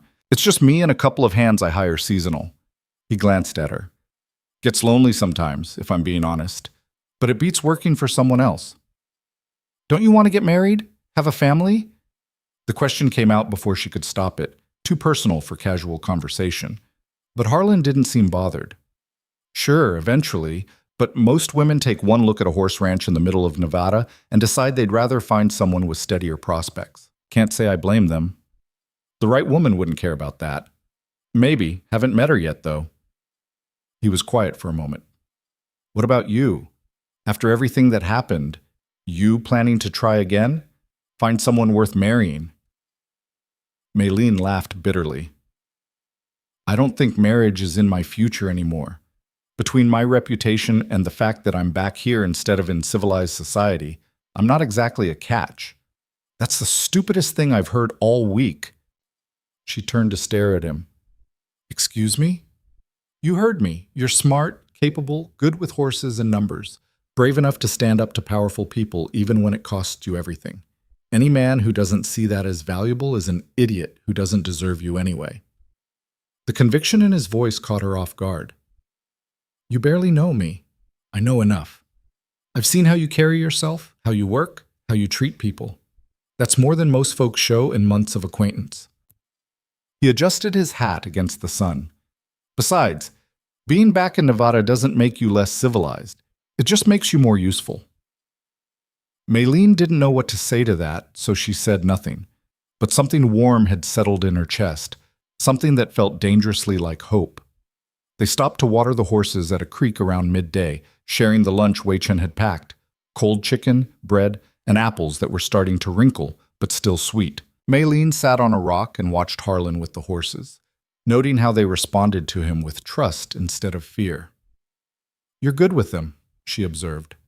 "Have to be. Force doesn't work with horses. Not if you want them to actually trust you. You have to earn it." He stroked the gelding's neck. "Same with people, really. Trust is earned, not demanded." "Is that why you helped me? To earn my trust?" "I helped you because it was the right thing to do. Whether you trust me or not is your business." It was such a simple answer, so free of ulterior motives, that Maylene felt her throat tighten. In St. Louis, nothing had been simple. Every gesture had hidden meaning. Every kindness came with expectations. But Harlan just did things because they needed doing, without keeping score. They reached Carson City in late afternoon, the town bigger and busier than Virginia City, with more permanent buildings and less of the rough mining camp feel. Harlan led them to a ranch on the outskirts where a man named Peterson was waiting, a rancher in his 50s with shrewd eyes and weathered hands. "Cade," Peterson said, shaking Harlan's hand, "good to see you. These the Zhao horses?" "They are. This is Maylin Zhao, daughter of the owner. She'll be handling the sale." Peterson's eyebrows rose slightly as he looked at Maylene, but he extended his hand. "Miss Zhao, your father has a good reputation. Let's see if his horses live up to it." Maylene's heart was hammering as she dismounted, but she forced her voice steady. "The gelding is 4 years old, trained for distance and rough terrain. The mare has bloodlines from my father's best stock. Both are sound, intelligent, and ready for work." She walked Peterson through each horse's qualities, demonstrating their responsiveness and temperament. The gelding stood calm while Peterson examined him, and the mare followed Maylene's commands with the precision that came from good training and natural intelligence. "They're fine animals," Peterson admitted. "What's your price?" Maylene named the figure she and her father had discussed. $70 for the gelding, $80 for the mare based on her breeding potential. She saw Peterson's expression shift, calculation replacing casual interest. "That's steep. I can get working horses for $40. "You can get horses for $40, Maylene agreed. "But you won't get these horses. The gelding will work 15 years without breaking down. The mare will produce foals that'll be worth twice what you paid for her. If you want cheap, there are plenty of sellers. If you want quality, this is the price." She didn't apologize, didn't justify, just stated it like Harlan had advised. Peterson looked at the horses, then at her, then back at the horses. 60 for the gelding, 70 for the mare. 70 and 80. These aren't negotiable animals, Mr. Peterson. My father's reputation is built on selling quality at fair prices, not discounting good stock to make a quick sale. It was a gamble. Peterson could walk away, tell other buyers that the Zhao family was unreasonable. But something in Maylene had shifted. She'd spent months in St. Louis being diminished, dismissed, told she was worth less than she knew she was. She wasn't going to do that to her father's horses. Peterson studied her for a long moment. Then he smiled slightly. "Your father taught you well. 70 and 80 it is." Relief flooded through her, but she kept her expression neutral. "Excellent. I'll write up the bill of sale." The transaction was completed in Peterson's office, money and paperwork exchanged with professional efficiency. When they walked out, Maylene had to concentrate on not shaking. "Well done," Harlan said quietly as they mounted up. "You held your ground." "I thought he was going to walk away." "So did I. But you didn't flinch, and that's what mattered." They rode back toward the ranch as evening fell, the sky turning brilliant shades of orange and pink. Maylene felt different somehow, lighter, more solid at the same time. She'd done something real, something that mattered, and she'd done it well. "Thank you," she said as the ranch came into view, "for bringing me, for believing I could do it." "You did it yourself. I just came along for the ride." Her father was waiting on the porch when they arrived. Maylene dismounted and handed him the money and the signed bill of sale. He counted the bills slowly, then looked at her. "You got full price." "Yes. Peterson is not an easy man to negotiate with." "I noticed." Her father's mouth twitched, not quite a smile, but close. "Your mother would have been proud. I am proud." The words hit Maylene square in the chest, unexpected and overwhelming. Her father wasn't given to praise, especially not emotional declarations. She blinked hard against sudden tears. "Thank you, Father." "No. Thank you. This is good work." He folded the money carefully and put it in his pocket. "We will do this again. There are other buyers in Virginia City, Reno, Sacramento. You will handle the sales from now on." It wasn't a request, but it felt like a gift. Maylene nodded, not trusting her voice. Over the following weeks, a new rhythm established itself. Maylene spent mornings with the horses, learning everything her father knew about training and bloodlines and the subtle art of matching the right horse to the right purpose. Afternoons were for the books, for correspondence with potential buyers, for building the business side that her father had neglected for too long. Harlan stayed, though his own ranch surely needed attention. He and her father had developed an easy partnership, trading knowledge and occasionally trading horses. More than that, he and Maylene had fallen into something that felt like friendship. Long conversations about everything and nothing, comfortable silences, the kind of ease that usually took years to develop. One evening, about a month after the Carson City sale, Maylene found Harlan in the barn working with the spirited yearling colt her father had assigned to her. The colt had proven difficult, resistant to conventional training methods. "You're supposed to let me handle him," she said, leaning against the stall door. "Just keeping him company. He's lonely. He's stubborn. Same thing sometimes." Harlan ran his hand along the colt's neck. "He doesn't trust people yet. Can't blame him. He was running wild 6 months ago. Everything about this is unnatural to him. How do I earn his trust? Time, patience, showing him that you're not going to hurt him. Harlan glanced at her. Same way you earn anyone's trust, really. There was something in his tone that made Maylene's pulse quicken. Is that what we're doing? Earning each other's trust? I'd like to think we're past that stage. I trust you already. Why? Because you've shown me who you are. Not who you think you should be, not who someone else wants you to be. Just you. Stubborn, smart, brave, real. He moved closer to the stall door. That's worth trusting. Maylene's breath caught. They were standing very close now, close enough that she could see the flecks of gold in his gray eyes, the way his jaw tightened like he was holding something back. Harlan! I should go check on my own stock, he said abruptly, stepping back. Been neglecting my place too long. You're leaving? Just for a few days. Need to make sure my hands haven't burned the ranch down. He grabbed his hat from where he'd hung it on a post. I'll be back, though, if that's all right. It's more than all right. Something passed between them. Understanding, promise, possibility. Then he was gone, leaving Maylene in the barn with the difficult colt and a heart that felt too big for her chest. Her father noticed Harlan's absence at supper. He went home? He asked in Cantonese. For a few days, to check his ranch. He will come back. It wasn't a question, but Maylene answered anyway. He said he would. Her father was quiet for a moment, eating methodically. Then, he is a good man, honest, hard-working. He would make a good partner. Alto woman. Father, I am old. I will not live forever. This ranch needs someone strong to help run it when I am gone. You're smart enough to handle the business, but you will need help with the physical work, with the horses. Are you trying to arrange a marriage for me?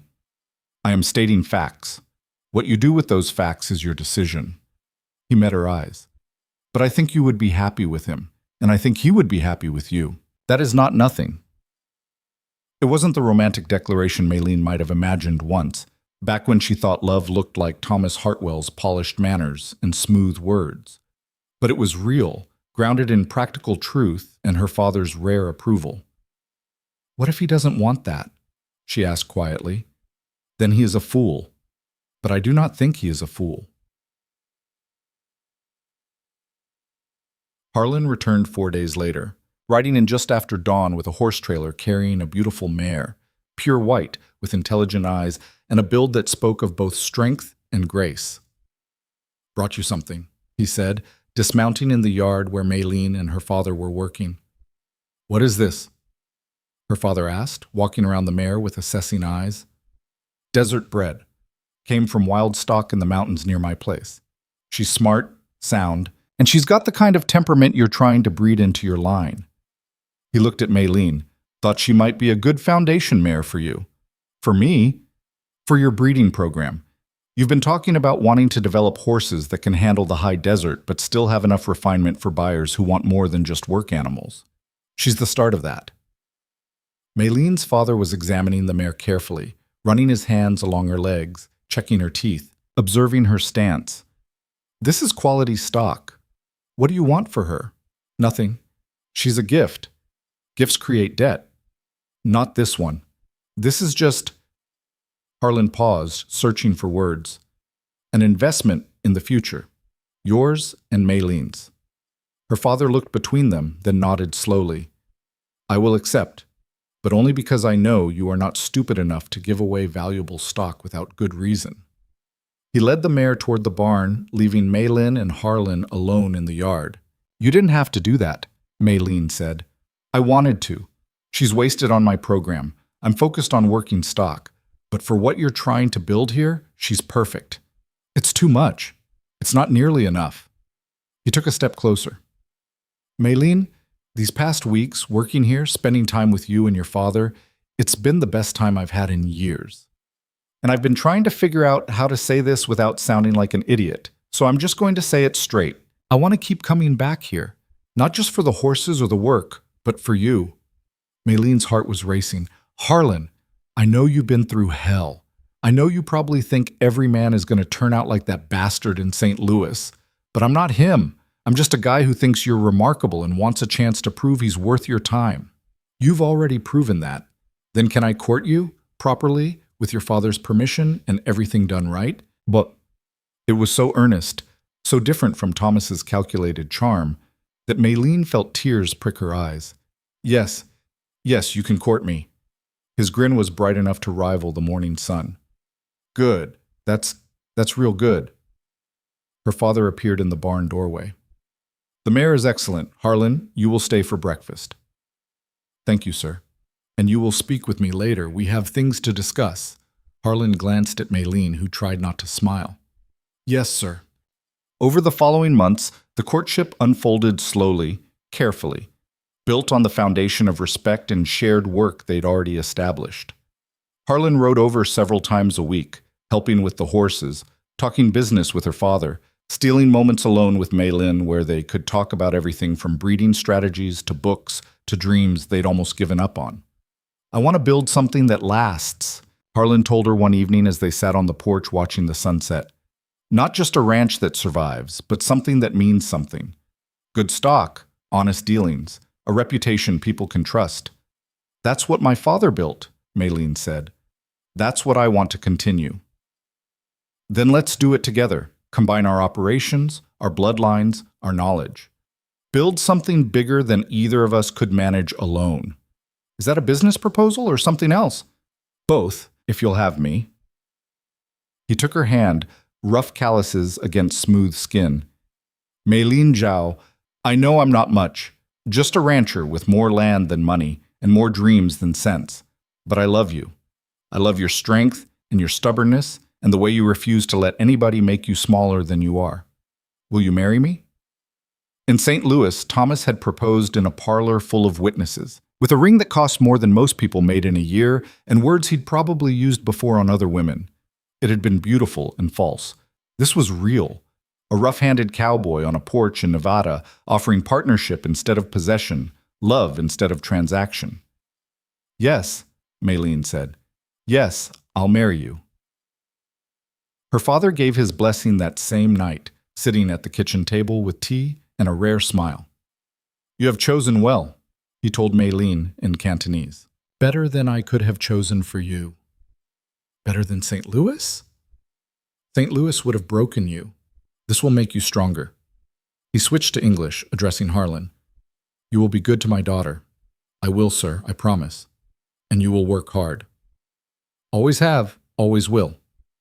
Then you have my blessing. But, he held up a finger, the wedding will be here. Traditional. We will do this properly. They were married in early spring, on the ranch with the mountains as backdrop and the smell of sage on the wind. The ceremony blended traditions, Chinese elements her father insisted on, and frontier practicality that felt right for who they were. The guest list was small, ranch hands, a few neighboring families, Mrs. Chen from the boarding house in Kearney, who'd made the journey specifically to attend. Maylene wore a dress she'd sewn herself, simple but beautiful, with jade buttons her mother had saved. Harlan wore his best suit, cleaned and pressed but showing wear at the cuffs. They spoke their vows with hands clasped, promising partnership and honesty and the kind of love that was built on work instead of romance. You look happy, Harlan murmured as they stood together after the ceremony, watching guests eat and talk. I am happy. That's the strange part. After everything that happened, after thinking my life was over, I'm actually happy. Not so strange. You're exactly where you're supposed to be, doing exactly what you're meant to do. With exactly who I'm meant to be with? Well, I'd like to think so, but I'm biased. They moved Harlan's operation to the Zhao Ranch within the month, combining herds and expertise. The workload was crushing at first, 2 ranches worth of horses to manage, new breeding programs to establish, buyers to cultivate. But they had help. Wei-Chen proved invaluable, and Harlan brought his best hand, a quiet man named Jake, who knew more about desert horses than seemed humanly possible. Maylene took over all the business operations, sales, accounts, correspondence with buyers across 3 states. She turned out to have a talent for negotiation that served them well, never backing down on price, but always delivering value that exceeded expectations. Within a year, the Zhao Cade Ranch had a reputation that reached beyond Nevada. Her father, freed from the burden of trying to manage everything alone, threw himself into the breeding program with renewed energy. He and Harlan spent hours discussing bloodlines and training methods, developing a program that combined the best of Chinese breeding traditions with American frontier needs. One evening, about a year after the wedding, Maylene found her father in the barn with a new foal, the first offspring from the white mare Harlan had given her. "She's beautiful," Maylene said, watching the foal test her wobbly legs. "She will be exceptional. The bloodlines are perfect." Her father ran his hand gently along the foal's neck. "Your mother would have loved this, seeing what we have built together. You and Harlan, this ranch, this future. I wish she could see it." "Perhaps she can. I like to think she knows you are happy, that you found your way home." "This wasn't the home I thought I wanted." "No, it is better. It is real." He looked at her directly. "I am proud of you. Not for surviving what happened in St. Louis, though that took courage, but for choosing to build instead of hiding, for refusing to let shame define you." Maylene's throat tightened. "Thank you, Father." "Thank Harlan. He saw what you were when you could not see it yourself. That is the sign of a good partner." As if summoned, Harlan appeared in the barn doorway, dusty from a day moving cattle. "There you are. I've been looking—" He stopped, taking in the scene. "Is that the foal?" "Born an hour ago," her father said. "Strong and healthy." Harlan moved to the stall, examining the foal with practiced eyes. "She's going to be something special. Look at those lines."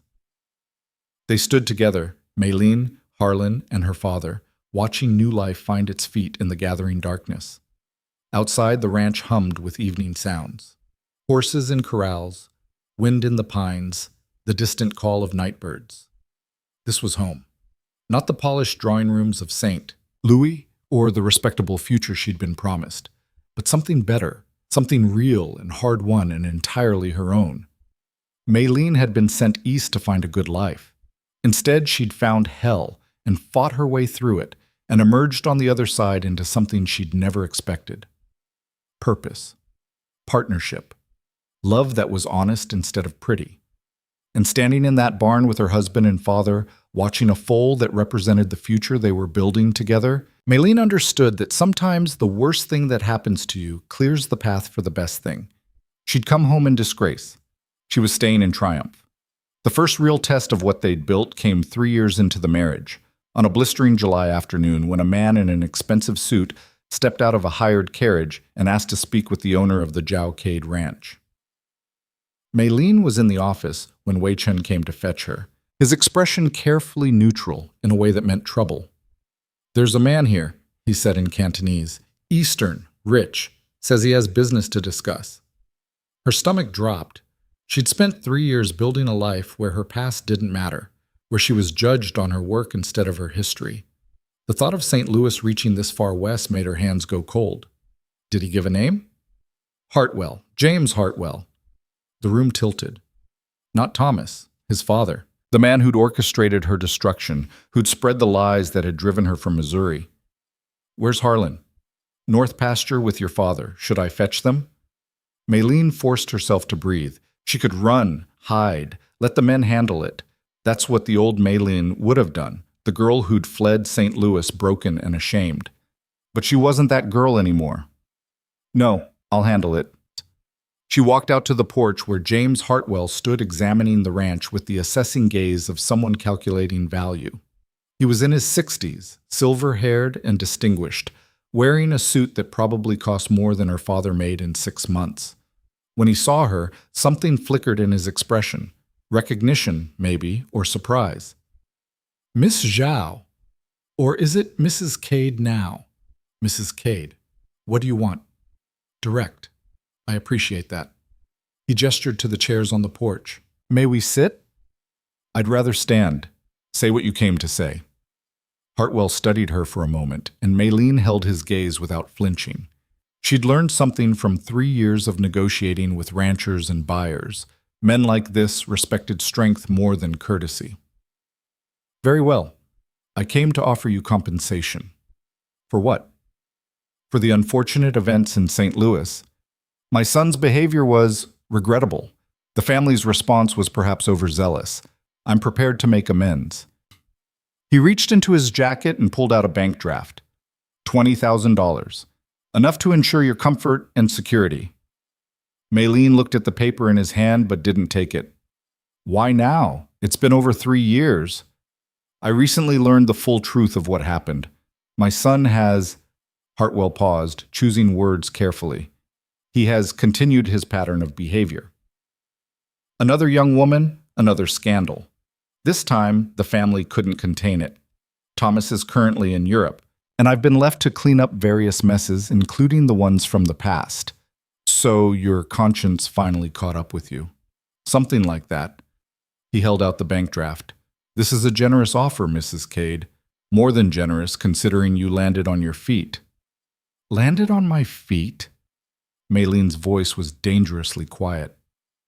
You destroyed my reputation, forced me out of the city, made it impossible for me to work or live with any dignity. And you think $20,000 makes that right? I think $20,000 is substantial compensation for what?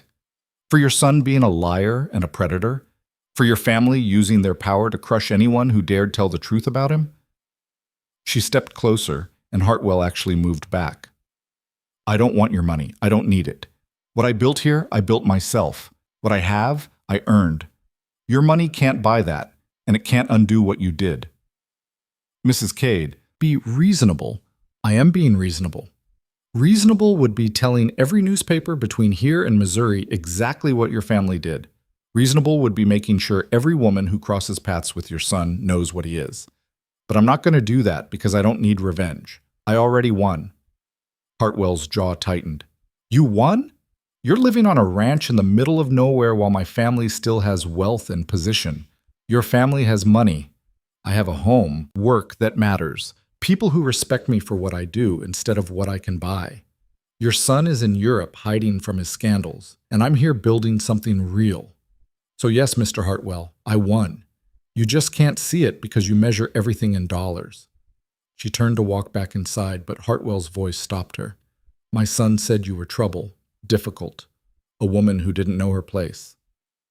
Maylene looked back over her shoulder. Your son was right about one thing. I don't know my place, because my place isn't something someone else decides for me. I make it myself. She left him standing there and walked back into the house, her hands shaking now that the confrontation was over. Through the window, she watched him climb back into his carriage and leave, the bank draft still in his hand. Wei Chun appeared in the doorway. Are you all right? I am now. Don't tell my father or Harlan about this. Not yet. But of course, Harlan noticed something was wrong the moment he came in for supper. He had a way of reading her that was both comforting and occasionally annoying. What happened? He asked quietly while her father was washing up.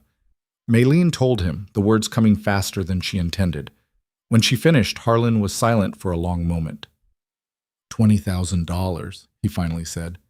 I didn't take it. I know you didn't. I'm just trying to wrap my head around someone thinking money fixes that kind of damage. He pulled her into his arms. I'm proud of you. For standing your ground. For sending him away. I was shaking the whole time. Doesn't matter. You still did it. He kissed the top of her head. You know what this means, though? What? They know they were wrong. Otherwise, they wouldn't have come all this way to try to pay you off. That's victory right there. Her father came in before she could respond, but over dinner she found herself thinking about what Harlan had said. He was right. The Hartwells wouldn't have offered money if they didn't know they'd been in the wrong. It didn't undo what had happened, but it was acknowledgement in its way. That night, lying in bed with Harlan beside her, Maylene realized something else. 3 years ago, that confrontation would have destroyed her. The sight of anyone from the Hartwell family would have sent her spiraling back into shame and fear. But today she'd stood her ground, spoken her truth, and sent him away without a second thought. She'd healed. Not perfectly. She still had nightmares sometimes, still felt anxiety spike when dealing with wealthy Eastern buyers. But she'd healed enough to face her past without it owning her. You still awake?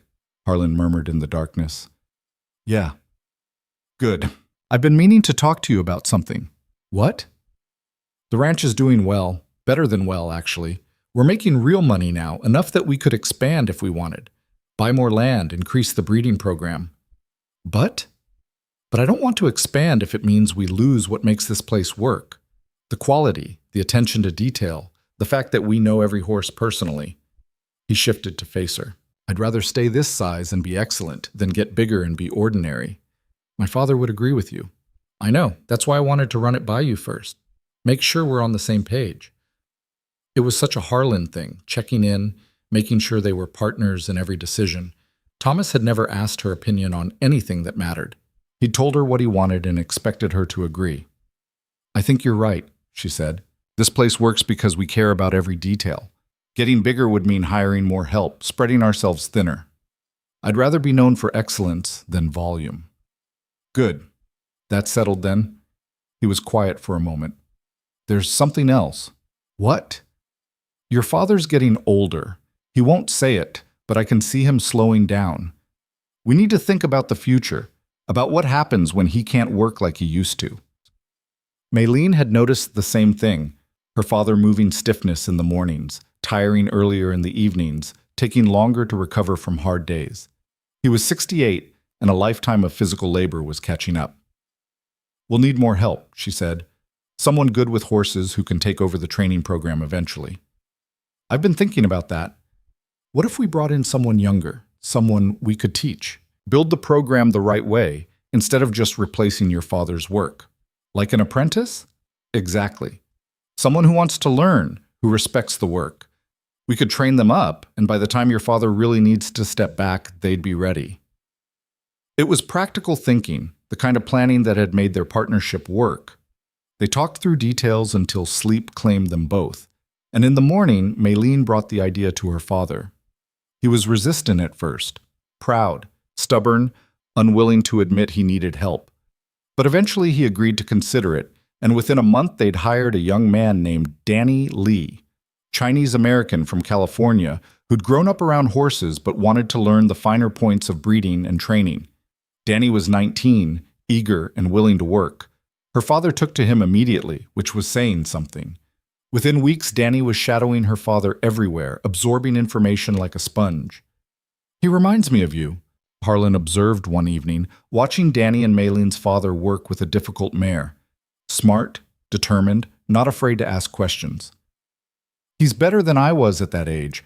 I was too proud to admit I didn't know things. You are also dealing with a lot more than just learning horses.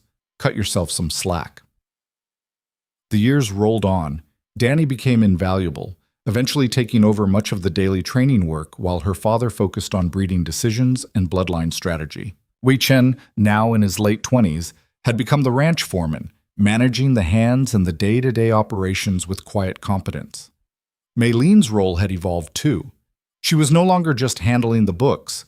She'd become the face of the business, traveling to buyers, negotiating major sales, building relationships with ranchers and army suppliers across the West. She'd gained a reputation as fair but tough, someone who delivered quality and expected to be paid accordingly. "You're scarier than your father ever was," one buyer told her, after a particularly intense negotiation over a breeding stallion. At least he'd grunt and nod sometimes. "You just stare until I give in." Maylene had laughed. "I learned from the best." She was 31 now, and Virginia City had long since stopped whispering about the Chinese woman who'd come home in disgrace. Now they spoke of her with a different tone. Respect, sometimes grudging, for what she'd built. The Zhaocad Ranch was one of the most respected operations in Nevada, known for horses that worked hard and lasted long. One morning in early spring, 5 years after the Hartwell visit, Maylene woke to find Harlan already up and standing at the window. "You all right?" she asked, joining him. "Just thinking, your father turned 70 today." "I know. We're having dinner, remember?" "I know, it's just—" Harlan paused. "He's getting old, Maylene. Really old. And I keep thinking about what happens when he's not here anymore." It was a thought Maylene had been avoiding, but she knew Harlan was right. Her father was slowing down more each year, delegating more to Danny and Wei Chen, spending more time in his chair on the porch watching instead of working. "He's built something that'll last," she said quietly. "That's more than most people get." "True. but I want to make sure he knows that he sees what he created here. They threw a party for her father's birthday. Not a big affair, but meaningful. The ranch hands, neighboring families, buyers who'd become friends over the years. Mrs. Chen made the journey from Kearney, now in her 70s herself, but still sharp as ever. Toward the end of the evening, when most guests had left and only family remained, her father stood up with effort and cleared his throat. "I am not good with words," he began in heavily accented English. "My wife, Maylene's mother, she was good with words.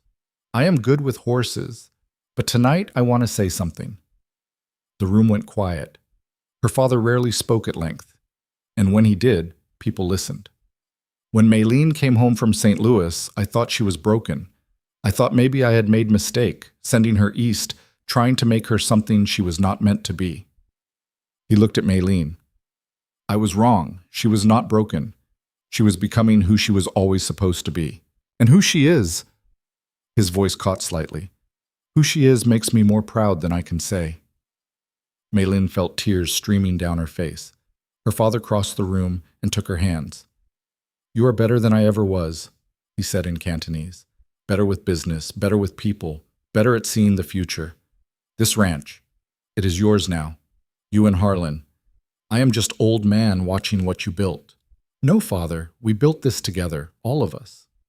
"Perhaps, but you made it great." "You took my small horse ranch and turned it into something that will last beyond me, beyond you even." He switched back to English, including Harlan. "You two, you are good partners, good to each other, good to the land, good to the work. That is all I ever wanted. To know that when I am gone, this place will be in good hands." There wasn't a dry eye in the room. Even Harlan was blinking hard, and Wei Chen had turned away to compose himself. Later that night, after everyone had gone to bed, Maylin found her father on the porch staring up at the stars. "Can't sleep?" she asked, settling into the chair beside him. "Thinking too much. Old man problem." "What are you thinking about?" "Your mother. Wishing she could see this. You happy, the ranch successful, the future secure. She worried about you so much before she died. Worried what would happen to you with only me to raise you. She would be proud of how you raised me. She would be proud of who you became despite how I raised you." He smiled slightly. "I was not good father. Too distant. Too focused on work. Not enough on you. You did your best. That's all anyone can do. Perhaps, but I made mistakes. I sent you away thinking you needed civilized life, refined husband, easy future. Instead, I sent you into hell.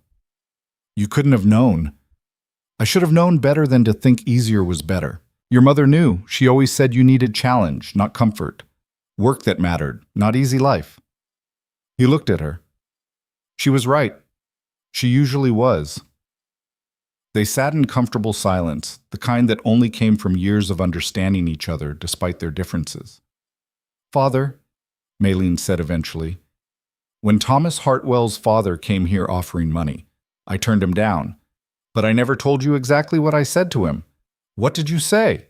"That I'd already won, that what I built here was worth more than anything his money could buy." Her father nodded slowly. "You were right. Money is just paper. What you built, family, reputation, work that lasts, that is real wealth. I learned that from you. No, you learned that from surviving. I just gave you a place to land while you figured it out." The conversation drifted to other things. Breeding plans for next season, buyers to cultivate, whether they should expand the barn or reinforce the existing structure. Normal talk, the kind they'd been having for years. But underneath it, Maylene felt the weight of gratitude for this man who'd been her anchor through everything, even when he didn't know how to express it. Her father died 2 years later, in his sleep, peacefully. One morning, he simply didn't wake up. It was, Maylene thought, exactly how he would have wanted to go. No fuss, no suffering, just a quiet transition from sleep to whatever came next. The funeral was huge. People came from across 3 states, buyers, ranchers, workers who'd trained under him decades ago, families who'd bought horses from him and remembered his integrity. The Chinese community from Virginia City turned out in force, honoring one of their own who'd built something real, in a country that tried to keep them small. He touched a lot of lives, Harlan said as they stood accepting condolences. He would have hated all this attention, Maylene replied, but she was smiling through her tears. The ranch felt empty without him for a while. Maylene kept expecting to see him in the barn, to hear his voice correcting her technique or offering grudging praise, but gradually the grief settled into something softer, memory instead of raw loss.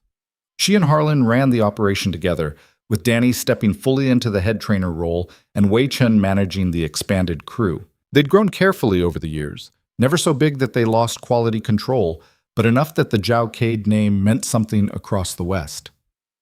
One evening, about a year after her father's death, Maylene found herself back on the porch with Harlan, watching the sunset paint the mountains gold and purple. "You think about St. Louis much anymore?" Harlan asked. "Sometimes. Not as often as I used to." She leaned against him. "Mostly, I think about how strange it is that the worst thing that ever happened to me led to the best life I could have imagined." "Not so strange. Sometimes we have to lose everything to find out what actually matters." "Is that cowboy wisdom?"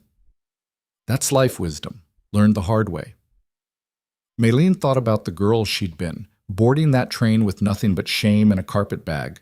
She'd been so broken, so certain her life was over. If someone had told her then that she'd end up here, married to a good man, running a successful ranch, respected instead of pitied, she never would have believed it.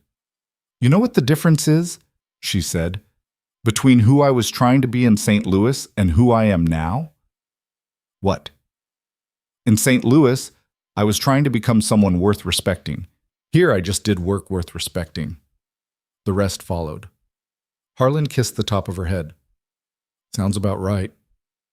They sat in silence, watching night fall over the ranch. Horses moved in the corrals, settling in for the evening. In the distance, someone was playing a harmonica, one of the hands probably enjoying the cool air after a hot day. This was it. This was the life she'd built from ruins. Not perfect. Nothing ever was.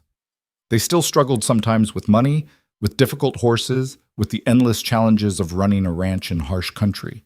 Maylene still had scars from St. Louis, moments when old anxiety spiked for no reason. But it was real. It was hers. And it was enough. "What do you think happens next?" Harlan asked. "For us, I mean. We've built the ranch, made it successful. What's the next chapter?" "I don't know. Maybe we keep doing what we're doing. Maybe we train the next generation and eventually step back like my father did. Maybe something we haven't thought of yet. You're not worried about getting bored? With you? With this work? Never." She turned to look at him. "I spent years in St. Louis trying to fit into someone else's idea of what my life should look like. I'm done with that. Whatever comes next, we'll figure it out together. That's enough of a plan for me." Years later, when Maylene was in her 50s and the ranch was being run largely by Danny and a new generation of workers, she received a letter from California. It was from Sarah Chen, the woman who'd warned her about Thomas Hartwell all those years ago. Sarah had married, had children, built a good life for herself, but she'd never forgotten Maylene's courage in confronting Thomas, even though it had cost her everything. "I wanted you to know," Sarah wrote in careful English, "that your standing up to him mattered. Other women heard about it, even though the Hartwells tried to bury the story. It gave some of them courage to speak up too. Thomas finally faced consequences, not legal ones, but social ones. He's a pariah now in the circles he used to rule, and it started with you refusing to be silent." Maylene folded the letter carefully and put it away. She didn't need vindication anymore. She'd built a life that spoke for itself. But it was good to know that her worst moment, the one that had felt like pure destruction, had created ripples she'd never seen. She was 63 when Virginia City erected a small monument in the town square honoring pioneering families who'd built the region. The Zhao name was there, alongside families that had been there since the Silver Rush days. Maylene stood in front of it with Harlan, both of them weathered and gray-haired now, and felt the weight of everything they'd survived and built. "Think she sees it?" Harlan asked quietly. "Your mother? I hope so. I hope she knows it was all worth it, the struggle, the pain, the fighting to be seen as more than what people expected. She knows. Wherever she is, she knows. They walked back to the ranch slowly, hand in hand, past the barn that had been rebuilt twice, past corrals full of horses bred from the lines her father had started, past the office where the next generation was learning to manage the business side of ranching. Everything changes. Everything passes. But some things, the things built on honest work and stubborn refusal to quit, those things last. Maylene Jaucade had come home broken and built herself into something unbreakable. She'd turned disgrace into dignity, shame into strength, and defeat into a victory that echoed across generations. And if there was a lesson in her story, it was this: the people who try to make you smaller than you are don't get to define your life. You do. Through work, through courage, through the simple, stubborn act of getting up every day and choosing to build instead of break. She'd chosen to build, and what she built had lasted.